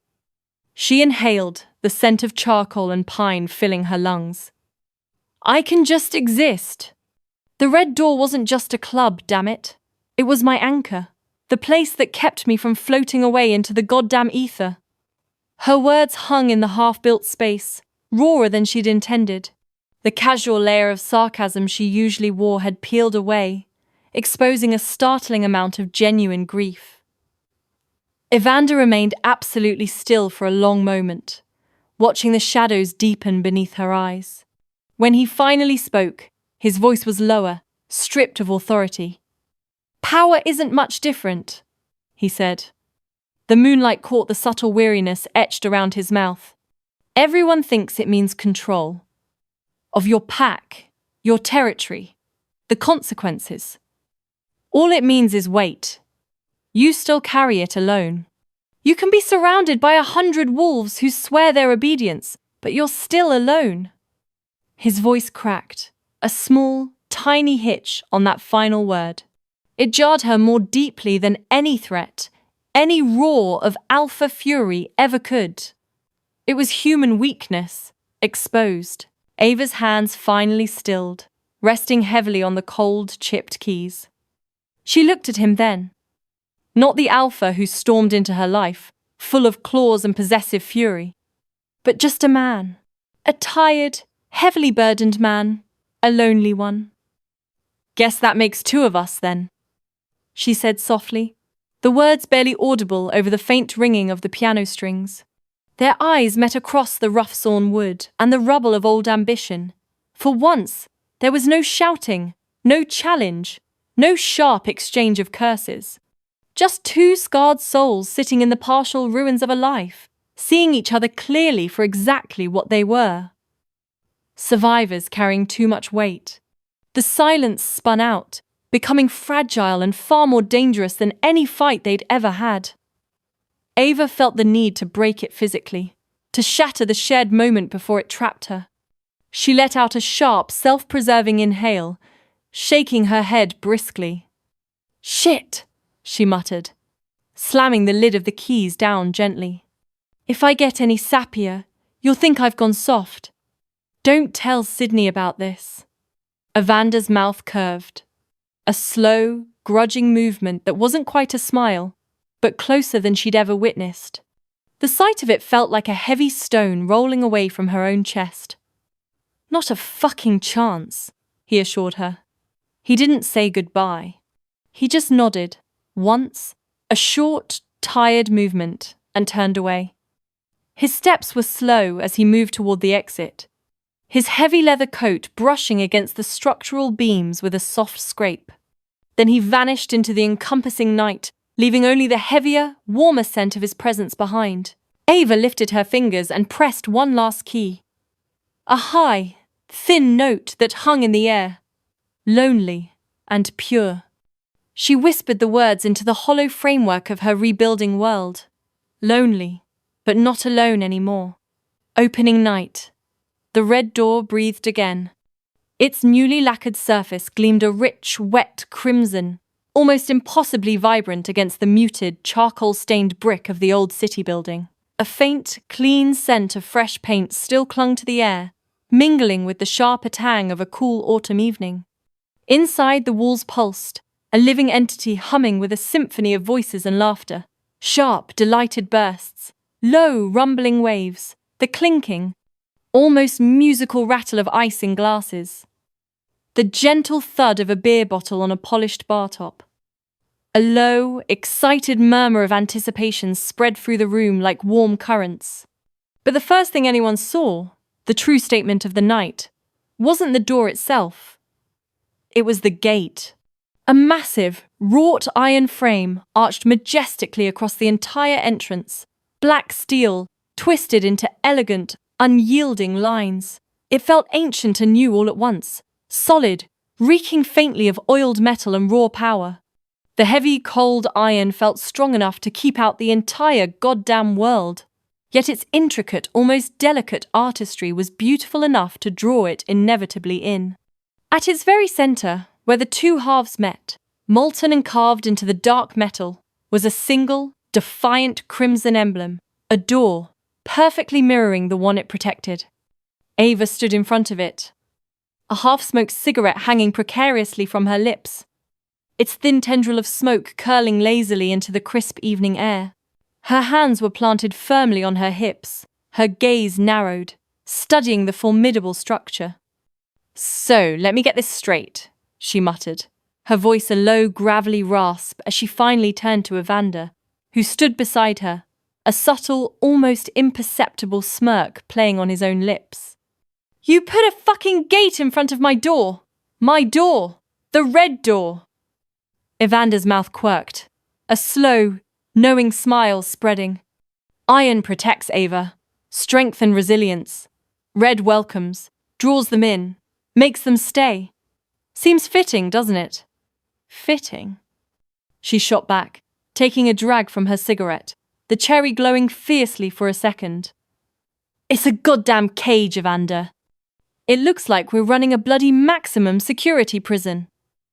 "It's a shield," Sydney piped up, practically glowing with uncontained excitement beside them, her bright eyes reflecting the gleam of the iron. She leaned forward, almost bouncing on the balls of her feet. "It's both of you, together. Strong and safe, Ava. Nobody's getting through that without an invitation now. It's perfect." Ava stared at the girl, a long, critical look that softened almost imperceptibly, then back at the imposing gate, and finally exhaled a plume of smoke with a soft, surprising laugh, shaking her head. "Christ, you're lucky I like you, Sid, you little optimist. You're lucky I like you a lot." Inside, the lights dimmed slowly, a gentle descent into amber glow that muffled the chatter. The crowd, sensing the change, hushed, the last whispers dying out against the rich, velvet curtains. Ava stepped onto the small, raised stage. The rebuilt piano, its ebony wood polished to a mirror sheen, gleamed under the spotlight, reflecting the warm hues of the room. Its keys, smooth and cool to the touch, felt instantly familiar beneath her calloused fingertips, finding their place with the ease of old love, of a forgotten language suddenly remembered. Her voice wrapped around the room, low and smoky, a rich, dark whiskey tenor that tasted of late nights and hard-won battles, a potent balm for scars still fresh and aching. Then, Sydney's voice rose beside her. A soaring, clear, pure soprano, cutting straight through the last vestiges of the world's noise, an untainted stream of silver light piercing the darkness of Ava's smoke. Their harmony silenced the room completely, a breathless quiet descending upon every patron. Smoke and silver entwined, two voices, disparate yet perfectly matched, carrying the full, crushing weight of survival and the fragile, glittering promise of something new, something beautiful. Evander stood at the very back, leaning against the cold brick of the wall, an almost invisible sentinel. His pack flanked him, a diverse gathering of humans and wolves, shoulder to shoulder, their disparate scents of damp earth, worn leather, and unfamiliar perfumes mingling in the air. For once there was no palpable divide, no subtle tension in the room, just a shared moment of awe. He watched his daughter sing, his chest swelling with a fierce, almost unbearable pride that threatened to break him wide open. But his eyes, even in that moment, kept slipping back to Ava. The way her voice was raw and honest filled every corner of the room, vibrating through the very floorboards. To the subtle, protective lean she gave Sydney, a silent assurance to the girl beside her, to the unyielding, vibrant fire in her that no blaze, no sorrow, no storm could ever snuff out. The red door was alive again, but now it stood behind Iron Gate, untouchable, unbroken, a fortress and a home. Ava's song ended, the final note hanging in the air like a wisp of smoke, a lingering phantom of sound that slowly dissolved into the profound quiet. She looked up, her gaze cutting through the dimmed light, straight at him. And for the first time, Evander didn't see a human who didn't belong, didn't feel the unconscious urge to scrutinize or protect. He saw the woman who'd fought, bled, cursed, and built alongside him. He saw the unwavering strength, the stubborn heart, the undeniable truth of her. And he knew, without a single word needing to be exchanged between them, the understanding, passing silently, irrevocably, across the crowded room, that she was already part of his world, a part of him, as surely as his own beating heart. That's the end of this tale. But in the world of the supernatural, there's always another shadow waiting. Thank you for staying with me through every twist, turn, and heartbeat. If you enjoyed the ride, there's more waiting for you. Take a look at the other audiobooks on this channel. Don't forget to subscribe if you want more magic, monsters, and stories that go bump in the night. Until next time, stay curious and brave, and never stop listening.